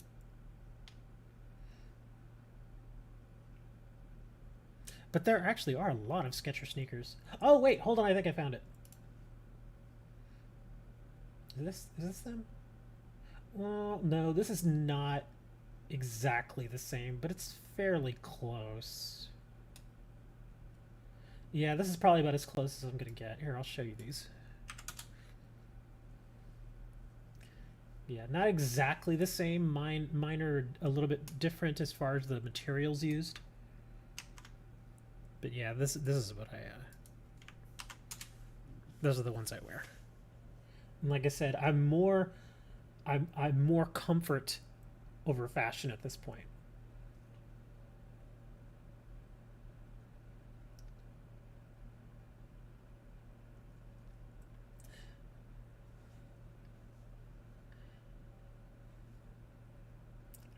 Ow.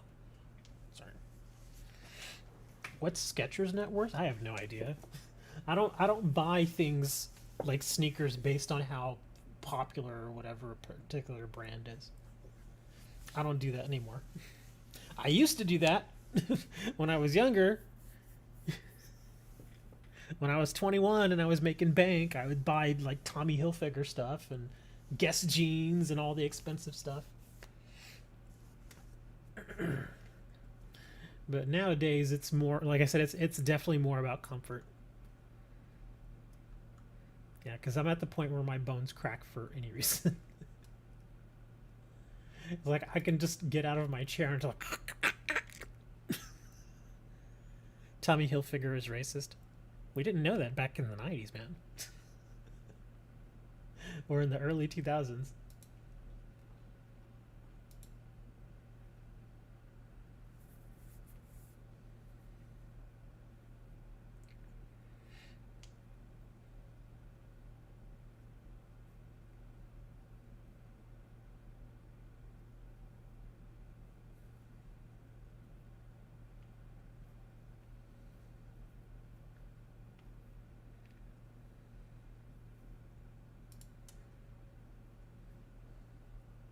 No more gameplay? Oh, we were just talking about shoes. Sorry. Okay. Hold on. I gotta talk to this guy, right? Hey there. Don't know what they told you. I don't have enough. I just want to give you this medicine. It might make you feel better. Feel better. Haven't felt this way in years. I don't need blasted medicine. If you take this, you can feel normal again. Start your life. A life of serving the Nexus? Being bored out of my mind? No thanks. I'm free as a bird now, and damn, it feels great. Just leave me alone. Leave all of us alone. We're happy just how we are. If you don't want to be cured, I won't make you. Good. Now get out of my face. Ugh. Okay. Well, that was a waste of time. If these exiles really don't want to change, There's nothing we can do. I'll see if I can organize trials on the Nexus. At least we can prevent this from happening again. In case you were wondering what that mission was about and the disease that we were trying to cure with this guy, there are a lot of people that ended up being exiles from the Nexus. Yeah, y'all have no idea what I'm talking about, but I'm going to say it anyway. A lot of people that, okay, basically, in a nutshell, there were a lot of people that came from the Milky Way galaxy on something called arcs, like, you know, like Noah's Ark. And they traveled, you know, millions of light years to get to Andromeda, which is where we are now. But somehow, some way, you would think that, you know, there would be like a kind of a screening process to get people from the Milky Way to Andromeda. Like, you would want your best and brightest, but somehow we got a lot of people with like mental illnesses and just things that you would probably try to want to avoid, so there wouldn't be any kind of problems on the trip. But somehow there's actually quite a few people, and this guy apparently has some sort of chemical imbalance in his brain. And so we were trying to convince him to take this medication so he'll feel more normal again, but he's like, no, man, I love this. So apparently he's probably in a manic state right now, and he just thinks everything's great. And we were trying to cure him, but yeah. Wait, hold on. Push off. Ooh. Push off. I mean, push off. I'm talking to this guy. Push off. She keeps telling me to go away. Man, these people are jerks. Mr. Water Price. Swear I'll kill him. Well, hopefully it'll start raining on this planet sometime soon. Okay, do we have any more missions here? Oh, we don't. Okay, that was the last mission. So, I really don't want to go back to Gadara.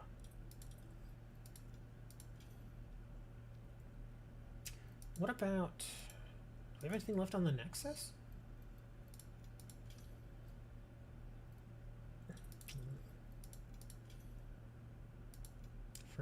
Oh! Moshai and Aya. I guess we're going to Aya.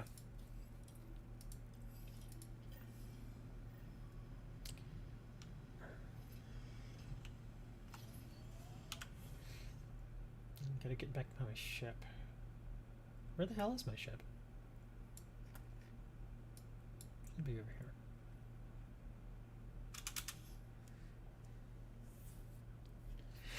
But yeah, so we were talking about shoes so much that I was like, I won't put the game aside for now. I'm just talking about shoes.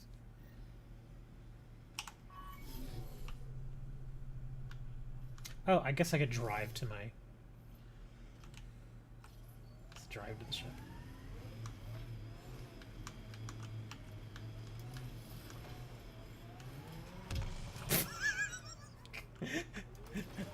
Oh, I didn't realize I was in 4-wheel. Okay. Get on top of the buildings.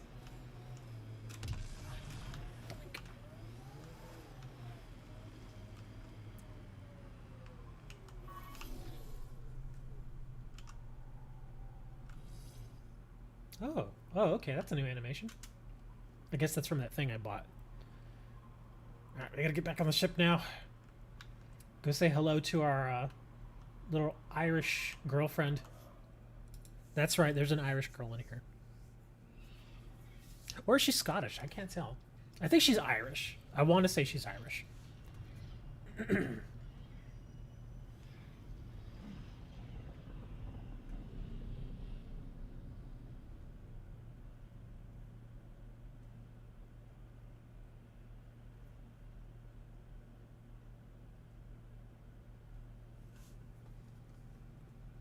Yeah, there she is.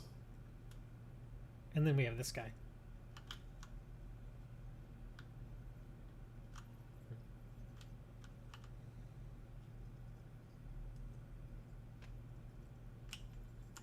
Pathfinder. Oh, I have nothing more to say to her. I should get back to things. Science cake? Did I get an email? From the director of... Oh, Director Addison.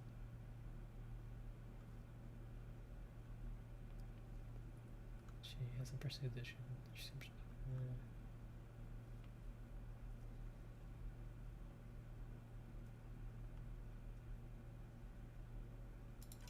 Okay, serum update.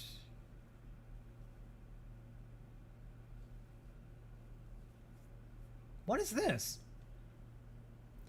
I've been monitoring the scavenger you administered the serum to. I didn't give it to anybody. But she sent me the email anyway. I thought you'd be mad, but shooting me in the back? Damn, Ryder. At least I'll have a scar to remember you by. Oh, screw this guy. I hated this dude. He was a jerk. I'm glad I shot him. that's terrible. Let's see, Pathfinder. Don't expect these regularly. Just want you to know I'm keeping up my end of the bargain. Your outpost is safe from the collective and the rest of the crazies in the Badlands. That's cool. I actually want to find this guy and kill him. He's such a terrible person. Like, he tries to come on to you and act like he's this cool guy, and he just uses you like the whole time. I hate him so much. I'm so glad that I ended up, because the thing is the way that it's supposed to kind of go, I guess, in the story, is there's this one particular planet, Kadara, and you can side either with him or you can side with Sloane.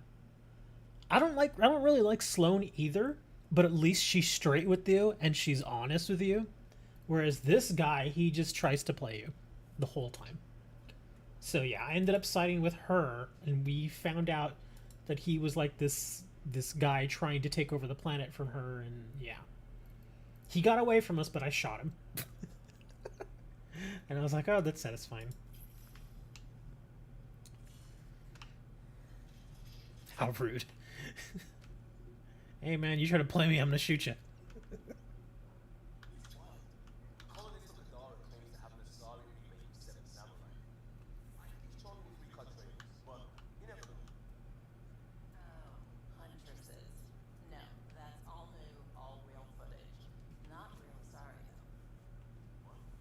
Wrong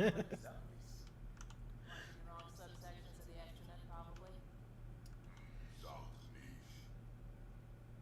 What is he doing?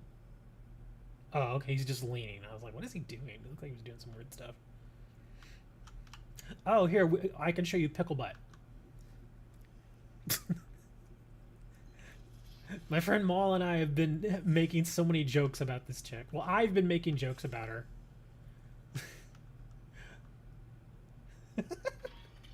That's PB. Yes, PB. That's not her real name, that's a nickname. Because her real name is like Pelisaria something. It's really weird. But when she first told me about PB, and she said, yeah, that's her nickname, I didn't think it was actually spelled out PB. I thought it was just PB, like the letters, like PB. And so I was like, oh, so it's just like shortened. And she was like, yeah, it's shortened. I was like, oh, okay, so it's like Pickle Butt.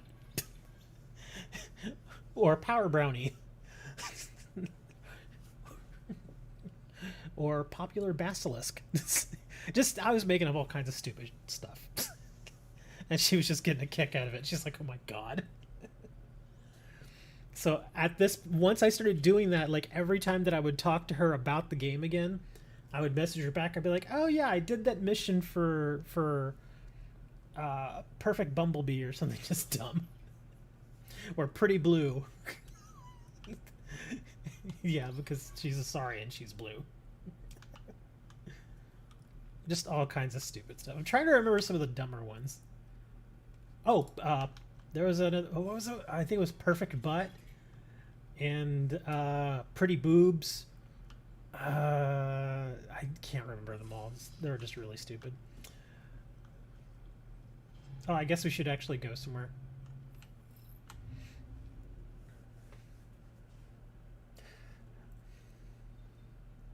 Oh, the husk is out here. I forgot about that. I'm going to check it out now. Tracking Arabian architects. I don't even use any of that research.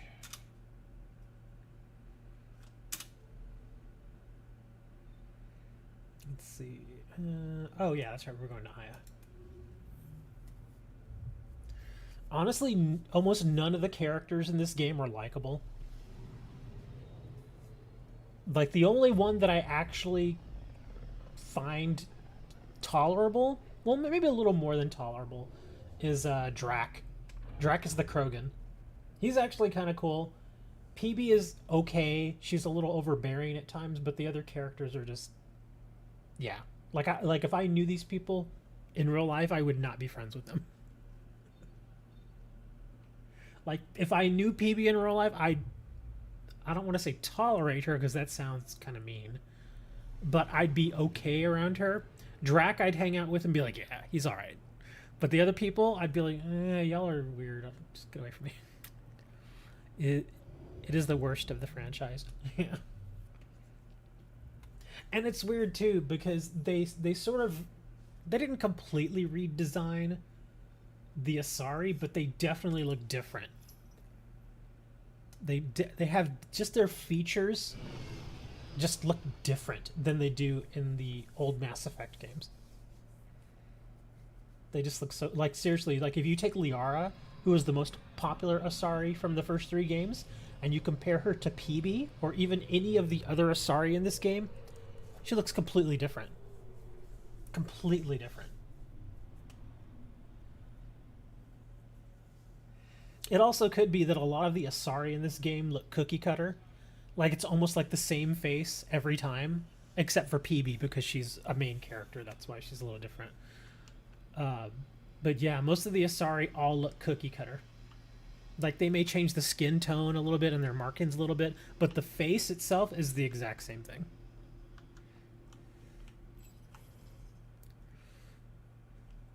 Because at least in the old games, the Asari, they really did look different as far as their face does. Like, if you think of Liara, there was Arya. She looked very different. There was also Samara. She looked very different. Then there was also there's a few other Asari from the original 3. Well, that's alien racism? How so?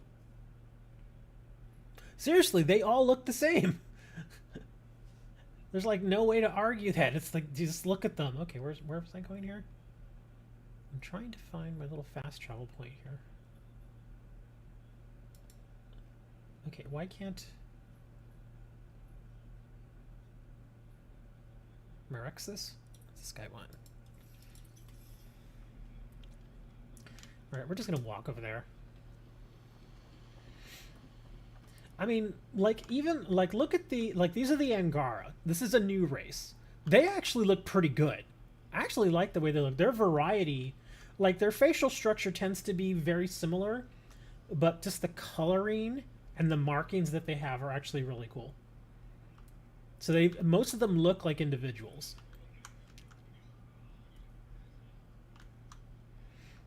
See how they're all kind of different colors and markings and stuff? That looks kind of neat.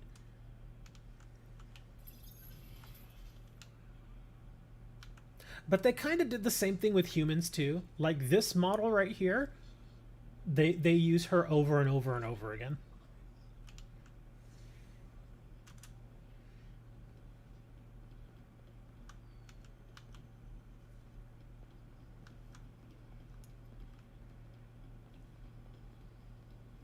At least I only paid, like, how much did I pay for this game? $7.50? Yeah, it was like $7.50. Oh, Vetra's actually not terrible. She's okay. She's one of your crew. She's a female Turian. Come on. I'm sure there's some way we can. Yeah. She's okay. She's alright. She's good in a battle.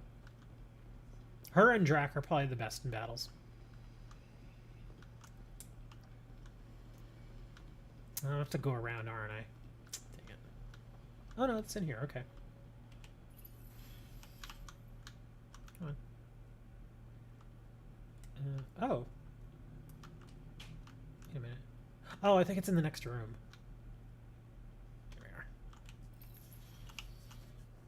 Everybody should have come to me. Abdul, I'm alright. You almost died. What is she doing here? I asked the Moshai to set up a meeting. I don't want us to be enemies. Is this true? Abdul, Ryder rescued me from the cat. She risked her life to... Sloan Kelly saved Kadara. Look how that went. I don't condone what happened on Gadara. But one bad experience doesn't define an entire species.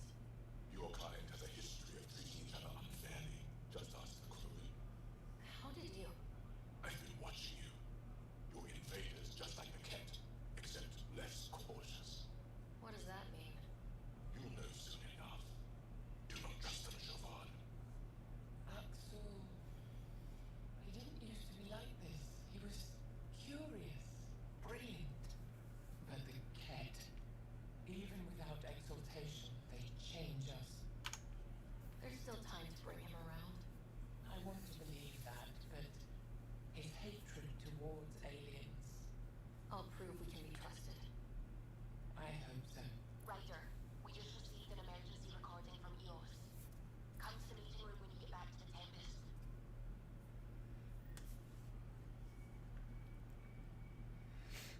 We've gotta go to the VidCon. Datapad. That's not about how to... Okay.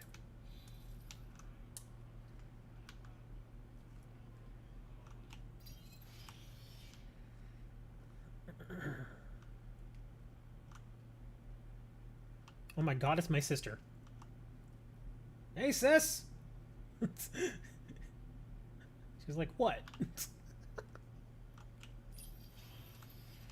Oh, look! It's somebody. Yes, I'm playing the game and I was complaining about how all the Asari look alike. And how a lot of the characters are just not engaging. Like Liam. Liam is so bland. Drac right here, that's our buddy. He's cool. I like him. But Liam is so boring.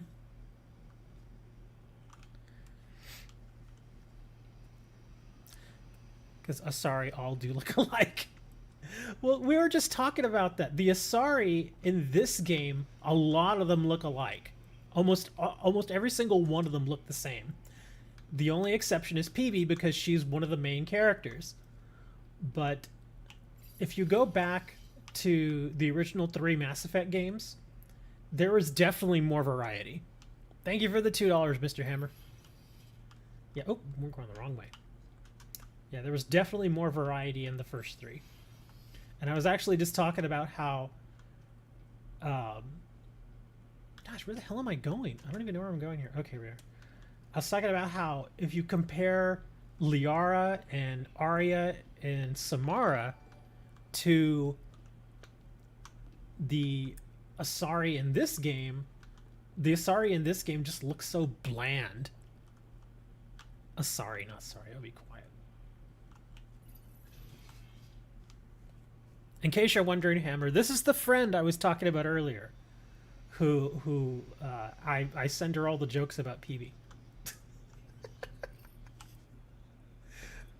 Can you remember some of the jokes that I sent you making fun of her name, like pickle butt and peanut butter and I can't remember all of them. They were just kind of stupid. Thank you for the 99 cents with an upside down face.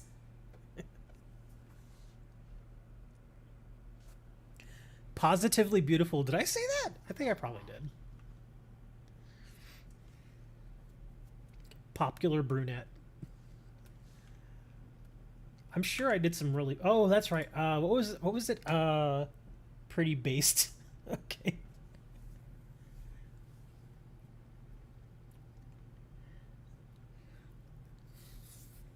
Yeah, Cassio's gonna start naming all of them now. Where was I going? Oh, I gotta access the VidCom.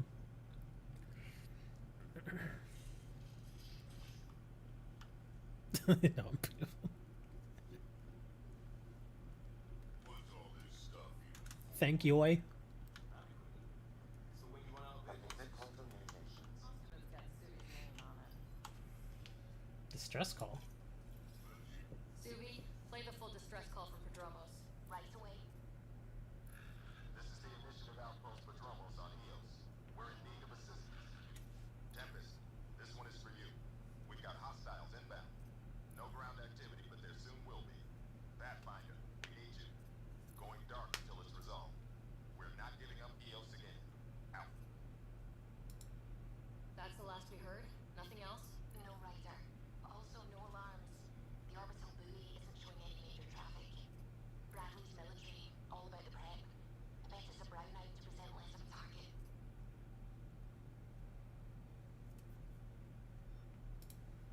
Keep the nav fresh. I'll be on the bridge soon. Understood. This feels like a trap.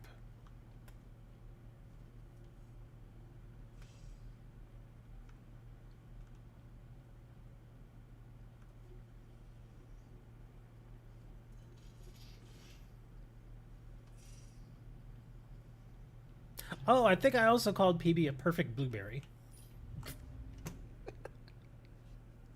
Sorry.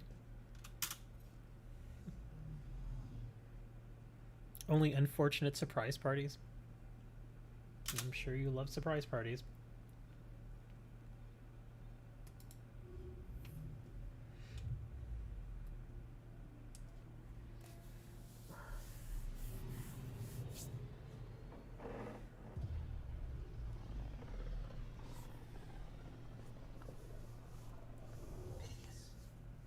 Preening bird. We need a closer look. I hear that. I would hope you would hear that.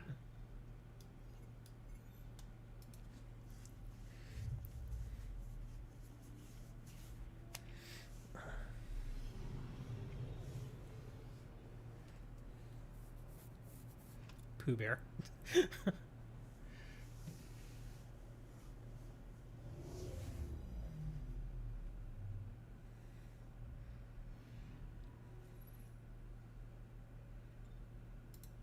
I still liked peanut butter the best.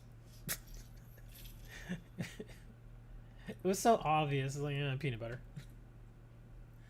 Let's see. Who do I have? Oh, that's right. I have, yeah, Drac and Vetra. That's actually probably the best thing I can do is just have those two.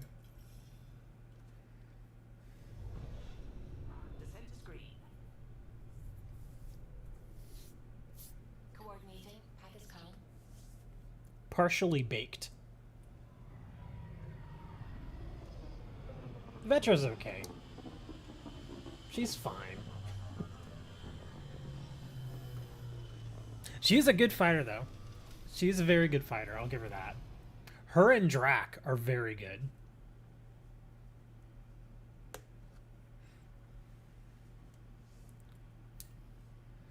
Speak to Bradley. Here, I'm gonna go way over here just so I can get our truck. I'm gonna drive to him. Potentially broken.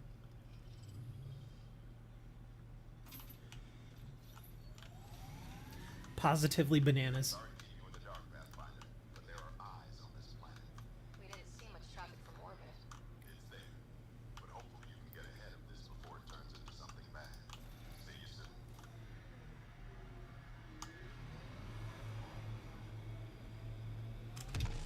soon. Get up there, damn it.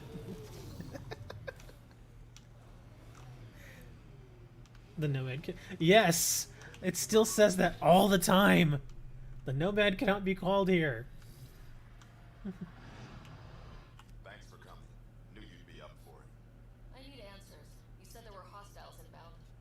We've had raids. With all our scientific gizmos, we expected pirates. But not this. 4-5, repeat. Stockpile complete. Waiting for beacon. Launch on detection. Repeat. 1, 2, 3.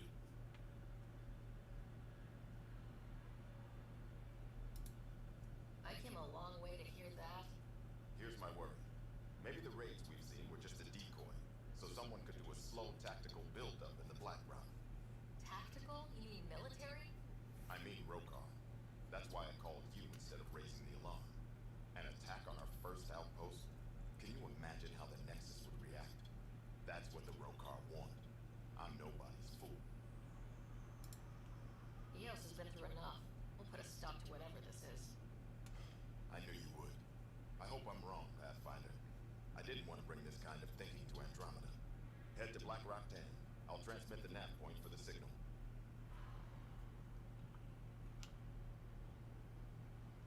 Alright guys, get in the truck, let's go. So we can fast travel. Because I don't want to drive all the way there.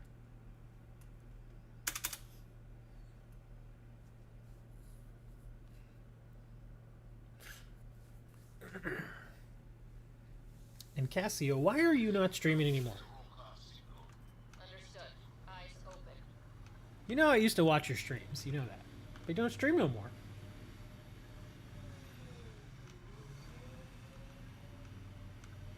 If that's a truck, then I'm a Russian spy. Well, it is kind of a truck. Ooh. Okay, where the hell was I going? What did it...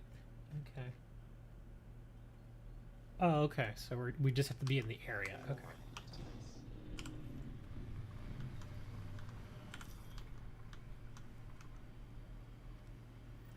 Bradley was right. Broker on site.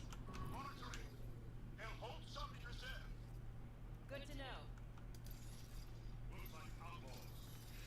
Yeah, I love the AI here. Just BAM! Right in the head. Guess you're kind of a Russian spy. Love trucking around the planets in it.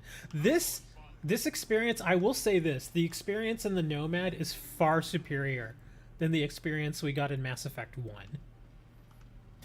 Mass Effect 1, it was so painful to ride around in that damn truck. It just wasn't very well fleshed out. I guess that's the benefit of having, you know, 3 games under your belt and then coming back and revisiting it. Is that it's like, okay, now we kind of see what we need to do. Wow, all of them have shields.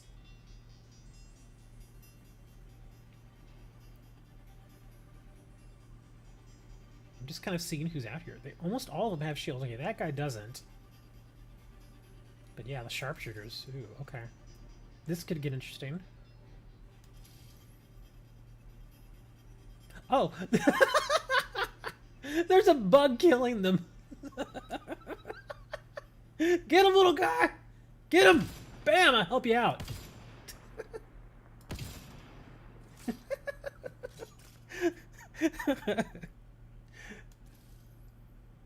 Look, he's running away from it. He's like, oh no. Just kill him. Oh my gosh, I owe that little... Oh, look, the other... Okay, who's aiming at... Oh, they're all trying to shoot the bug. They can't kill the bug. Score 1 for the bugs. I owe them. I owe the bugs. I gotta give them some peanut butter.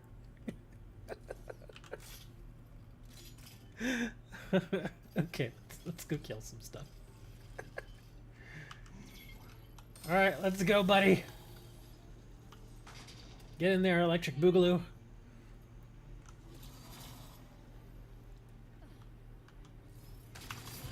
Doink.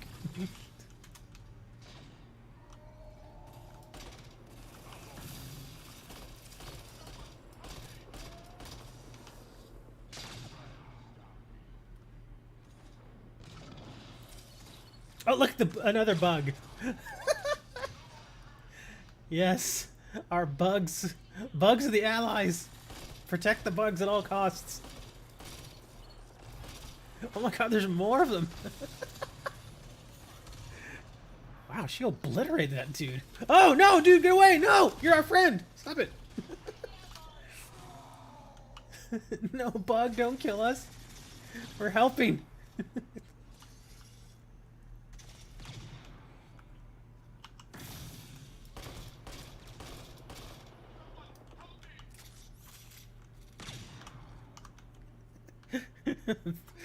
There's a little mini swarm of the bugs. Oh yeah, there are more. Look at that, another one. Alright, get you out here. Doll, are we clear? You're clear. Still reading Bradley's signal. Right. Let's see what they were protecting. Be careful. I doubt this. This signal can call dropships to a precise location. Oh. Rokar's strategy right now. The scout would have placed the beacon in the center of Prodromos. Telling Azul exactly where to strike.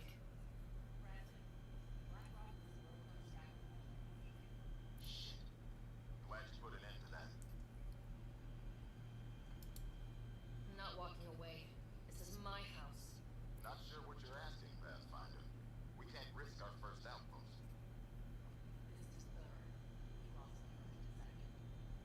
Promise and resilience. What are you planning?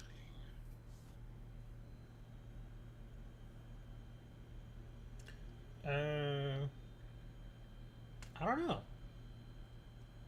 A decoy at the old sites? I don't know what I'm choosing. They want to attack an outpost. We'll use their beacon and let them. Then finish the job. The Comrade Site 2 is still intact. You can broadcast from there. Everyone got that? Rokar welcoming party at Site 2. The bugs are getting a little aggressive now.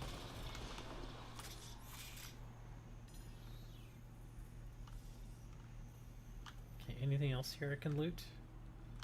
What's this?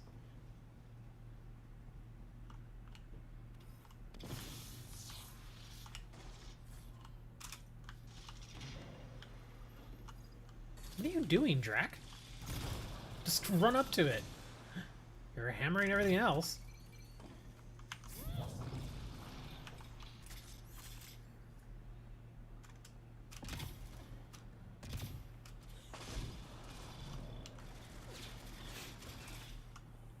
Yo! I'm right here!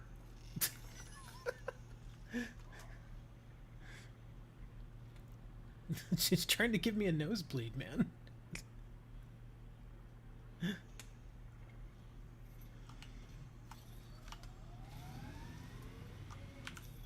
Pathfinder, this end. Yeah, we're just gonna fast travel back.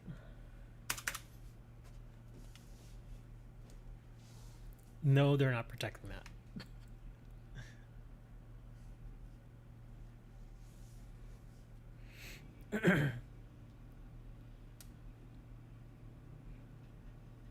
Oh, you mean that little thing that I zipped out at them? That's not a grenade. That's one of my little abilities. It's called throw. I have basically unlimited, but it does have a short cooldown.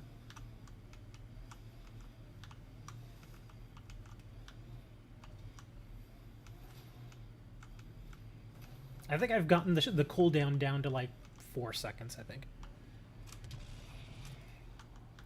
I actually liked throw better in Mass Effect 2 and 3.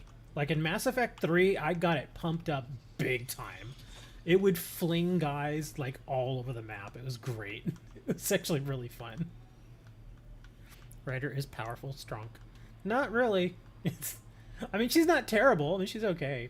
I think it's mostly this gun. Sam, you have a location for this Rokar beacon?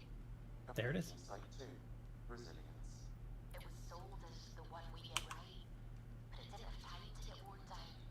Got wiped out by Kent. Cat are dealt with. On to other problems.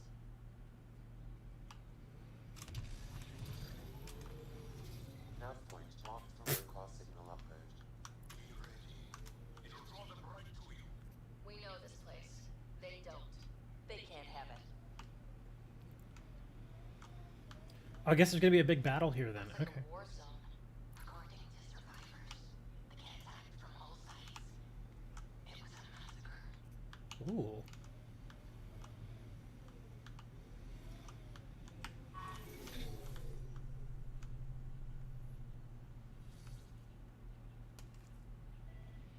Oh. Portable cover of Ket design. Didn't bother to take it with them. Let's see. Update records for Trinitas Gordanus. Consider it done, Pathfinder.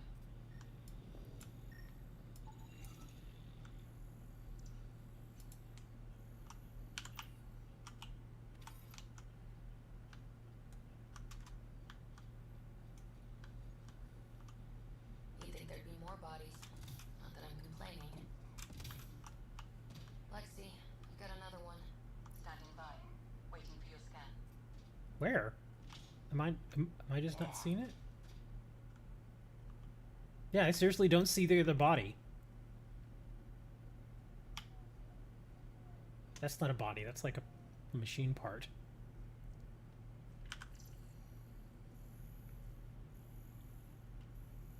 Maybe it's up here? Okay, I gotta get inside, so we're gonna go here.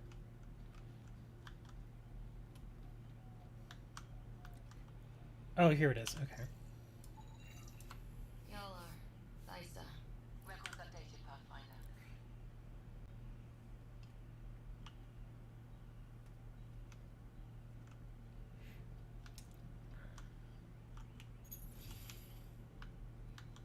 Pathfinder, I have enough sensory data to reconstruct an image of the past.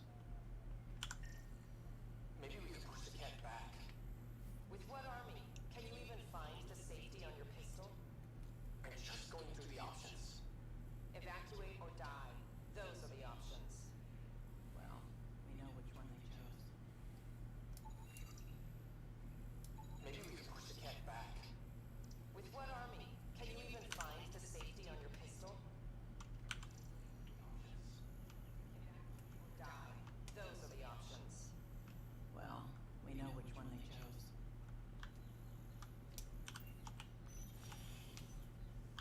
You're tired. Have a good day. All right. See you later, dude.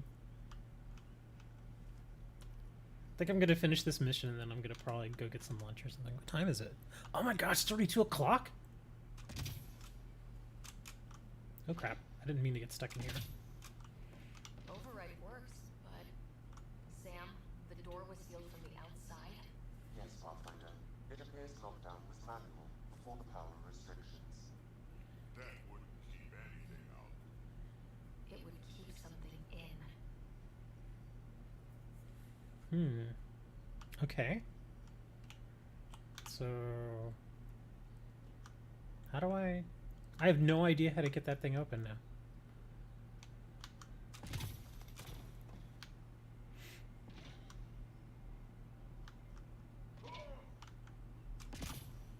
You'll miss me? For going to get lunch?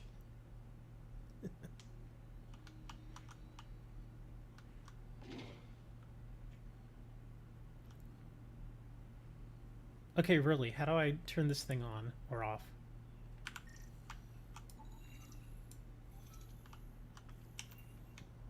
I guess I could probably scan it. Oh, wait, hold on. Starting broadcast signal upload.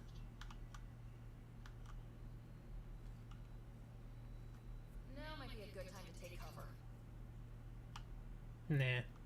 We're just gonna go in. I told you no soon enough. The beacon is live. You couldn't stop our scouts. They've bought it. Hold until they're on the ground. I can wait for this.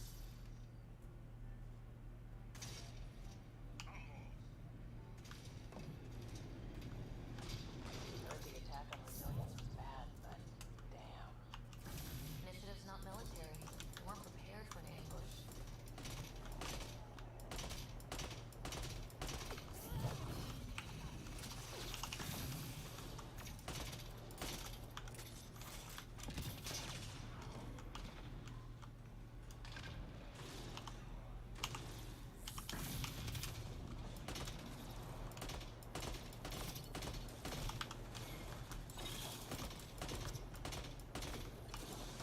Ouch.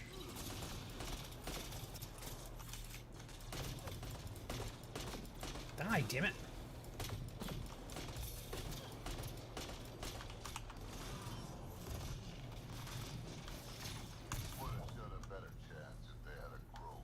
Oh crap, I didn't realize I was getting hit this hard. But I don't think that would have changed this. Depends on the Krogan.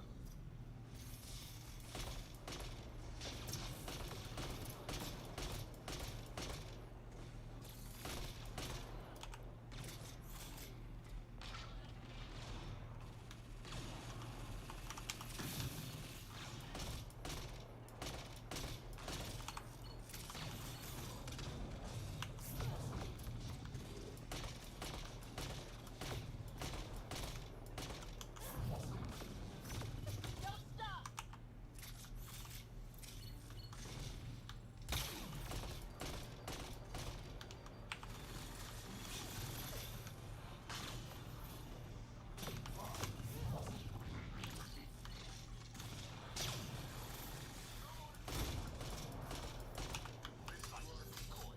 Robbie at these coordinates. They're onto us. Where are they going? I'll tell you. Site 1. We overcharged the power relay to draw them in. Now the school's not going to be happy about that. Promise, here we come. And one day, Didn't even finish unpacking. too busy dying, blasting Kent. Oh shit, there are a lot of them.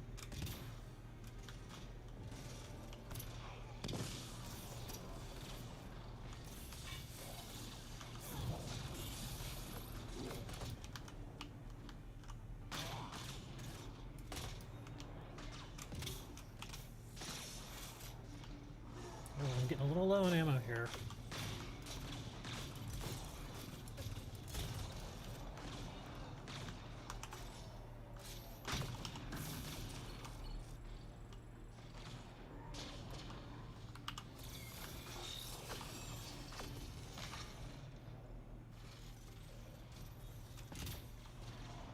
I'm trying to find a decent little spot where I can just bam, just like that.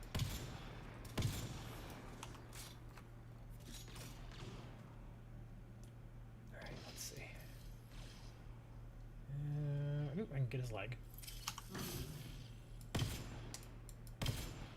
Drac, move! Because it stands in front of me.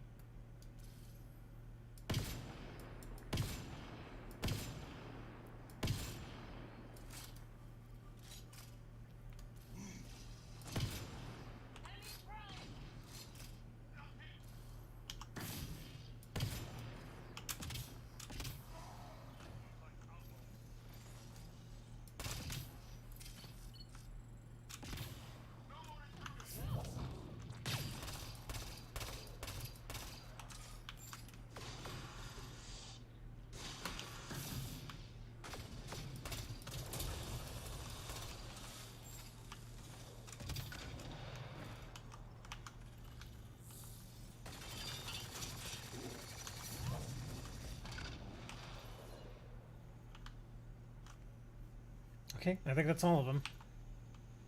We good? Do I have a health box around here? I don't know who that is. What is a slim wordy? I have no clue who that is.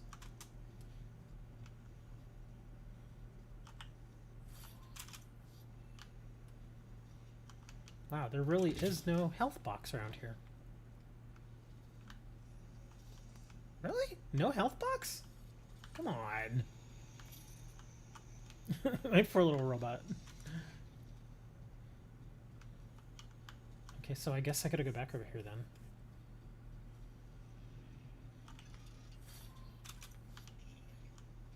I don't know who that is. TC Jesus, get the hell out of here. Hey, how come you don't stream your jumpy game anymore? Did you get bored of it?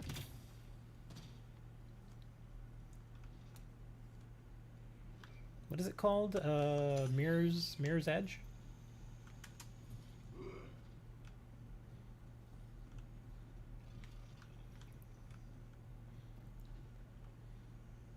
It makes you mad now?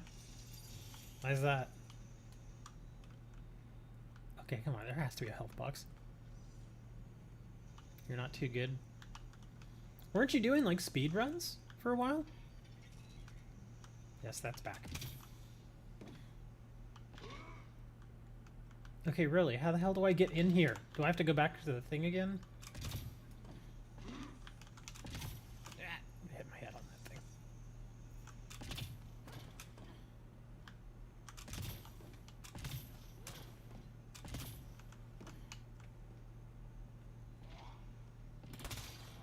Seriously, how the hell do I get in there? I don't know. Do I have to... scream at it. Oh, look, there's no glass here. How come I can't fall in? Too good at the game and it stops being fun because beating your best requires doing unfun things. That can be true. I did that with Solitaire.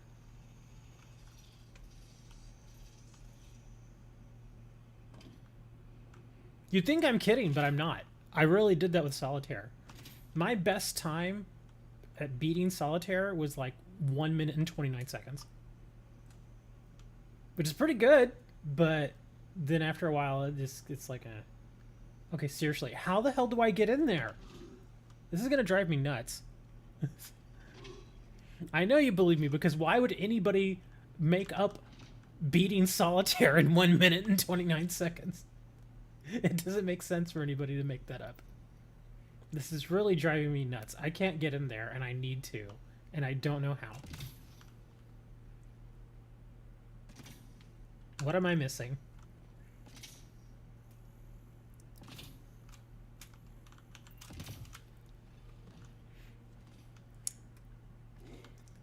There's got to be a switch or something. See, you forget how to get in there too. Well, obviously there's a way. I just have no idea how to do it. So it was locked from the inside.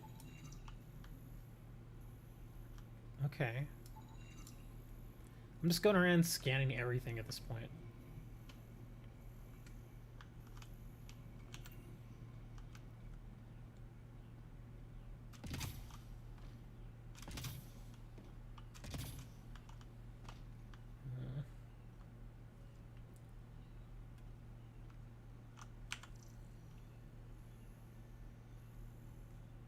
There's no obvious thing to...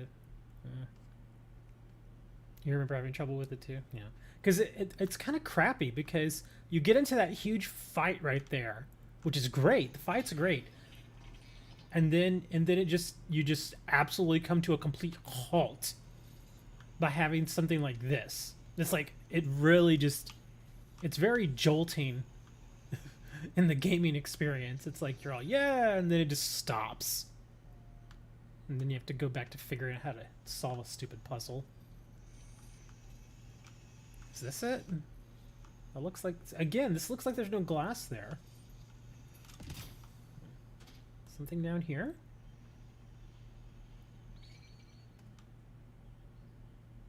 Can't get down there. Oh, I'm stuck now. Oh shit, I really am stuck. Okay, there we go.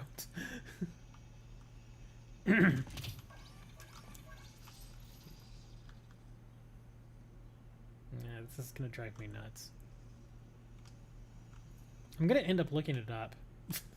Because I just don't want... Again, this is just so jarring. You get me all hyped up from a nice big fight, and now they're telling me there's gonna be another big fight, but now I have to stop in the middle of it and solve a stupid puzzle. It's so dumb. Why would you do that to your game?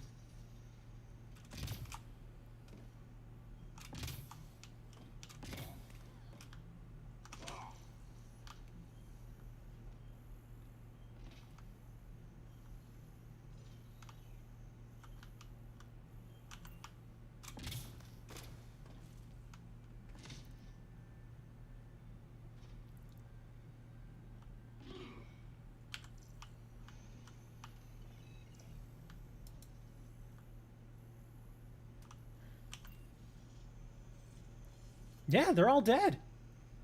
There's literally no red dots on my little thing.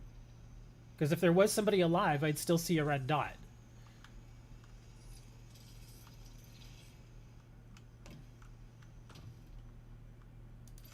I'm just gonna start shooting the damn glass.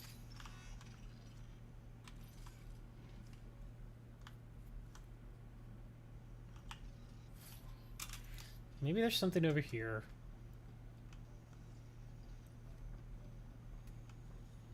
Because apparently they said that there was... They cut the power, so... I'm guessing I have to find a way to turn the power back on. Maybe it's this thing over here. Oh wait, hold on. It's over here.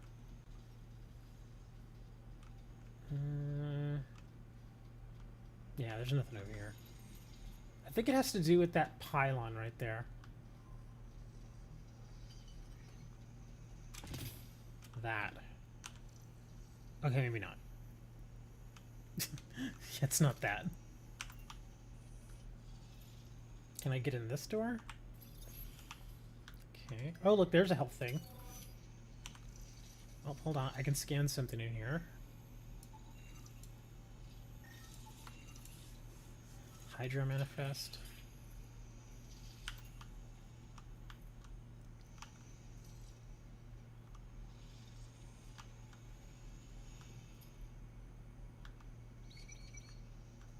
Well, jeepers, Mr. Wilson.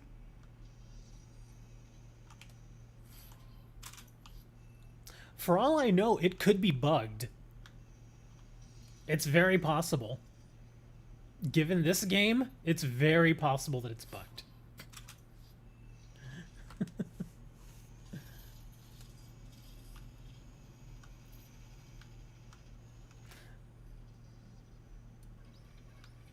Yeah, I'm thinking it might be bugged because again, there's nothing. Hold on, let me see. Wait, so it says that they left these.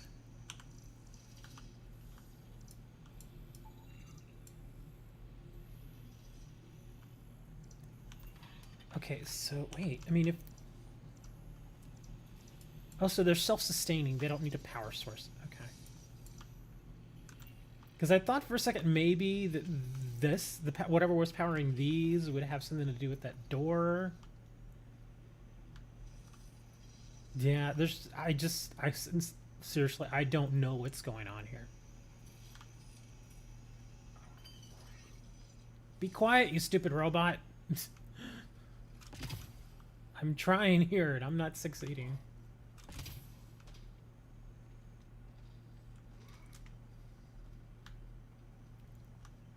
I mean, not this. Yeah, I'm gonna have to Google it because I'm about 50% sure, which is not very sure at all, that this is bugged. It's like I said, there's a good chance it could be, but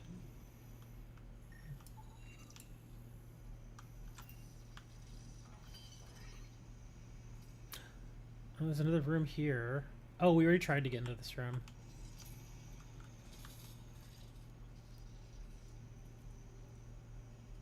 Oh, wait. Oh, wait, no. Hold on. I was already in there, right? Yeah, I was already over here. Yeah, I already got into that room, didn't I? Yeah, maybe it's... But still, maybe it's something in here that I'm just not seeing.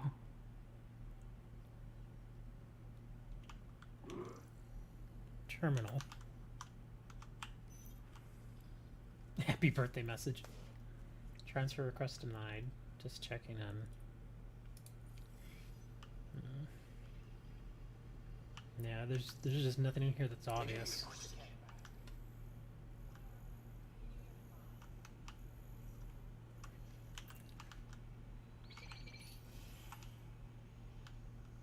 Well, we know which one they chose.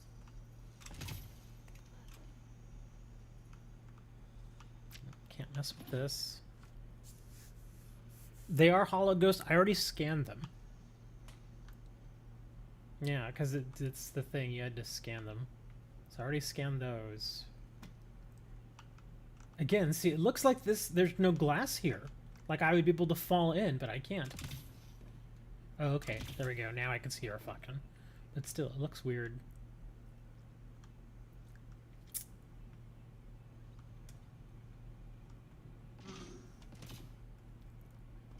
I almost feel like I should be able to punch through these.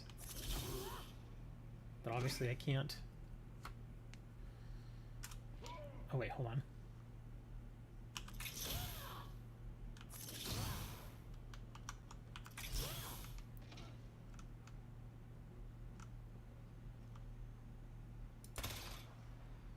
Oh look, my little guy's in there.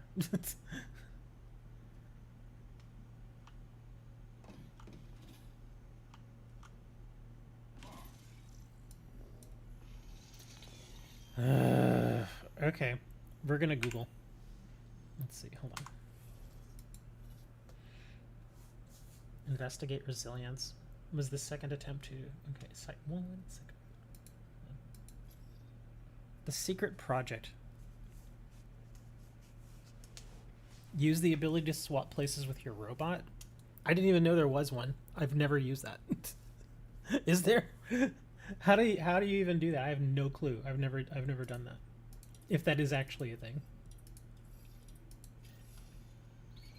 Yeah, how would I go about doing that?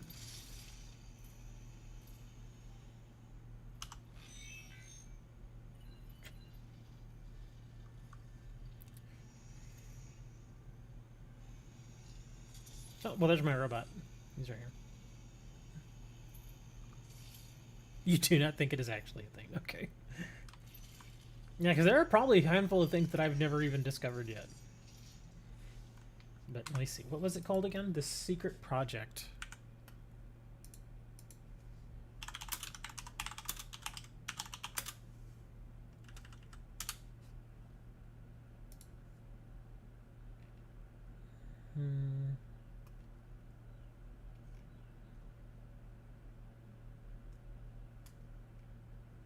Defeat the cat, recover components.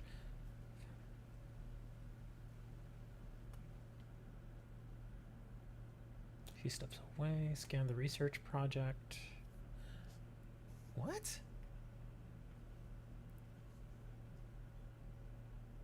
The second component can be found just a few steps away in the next room. But how do I get into the room? Yeah, I think it is bugged. Because it doesn't say anything about getting into the room. Hold on. You can continue to search Site 2 for the second secret research project through one of the now open doors. Oh, it did bug. Console can be interacted with to reveal that this secret project was building something to fight the cat with. Yeah, it is bugged. Because the door, apparently after defeating the cat, these doors were supposed to open. But they didn't open.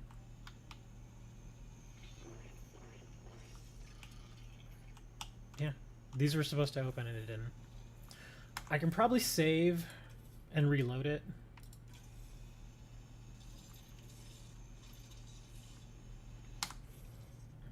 Okay,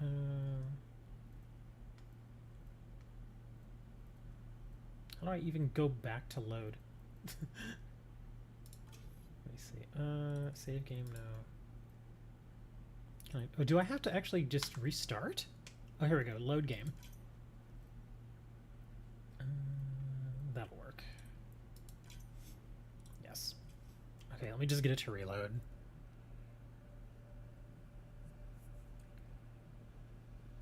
No, it still shows them locked. Yeah, it still shows them locked. You know, it could also be that this is already saved in memory. So maybe I just have to do a restart. Or maybe it's telling me that I need to go get some lunch, which I probably should. Okay, I'm gonna go get lunch. Bye!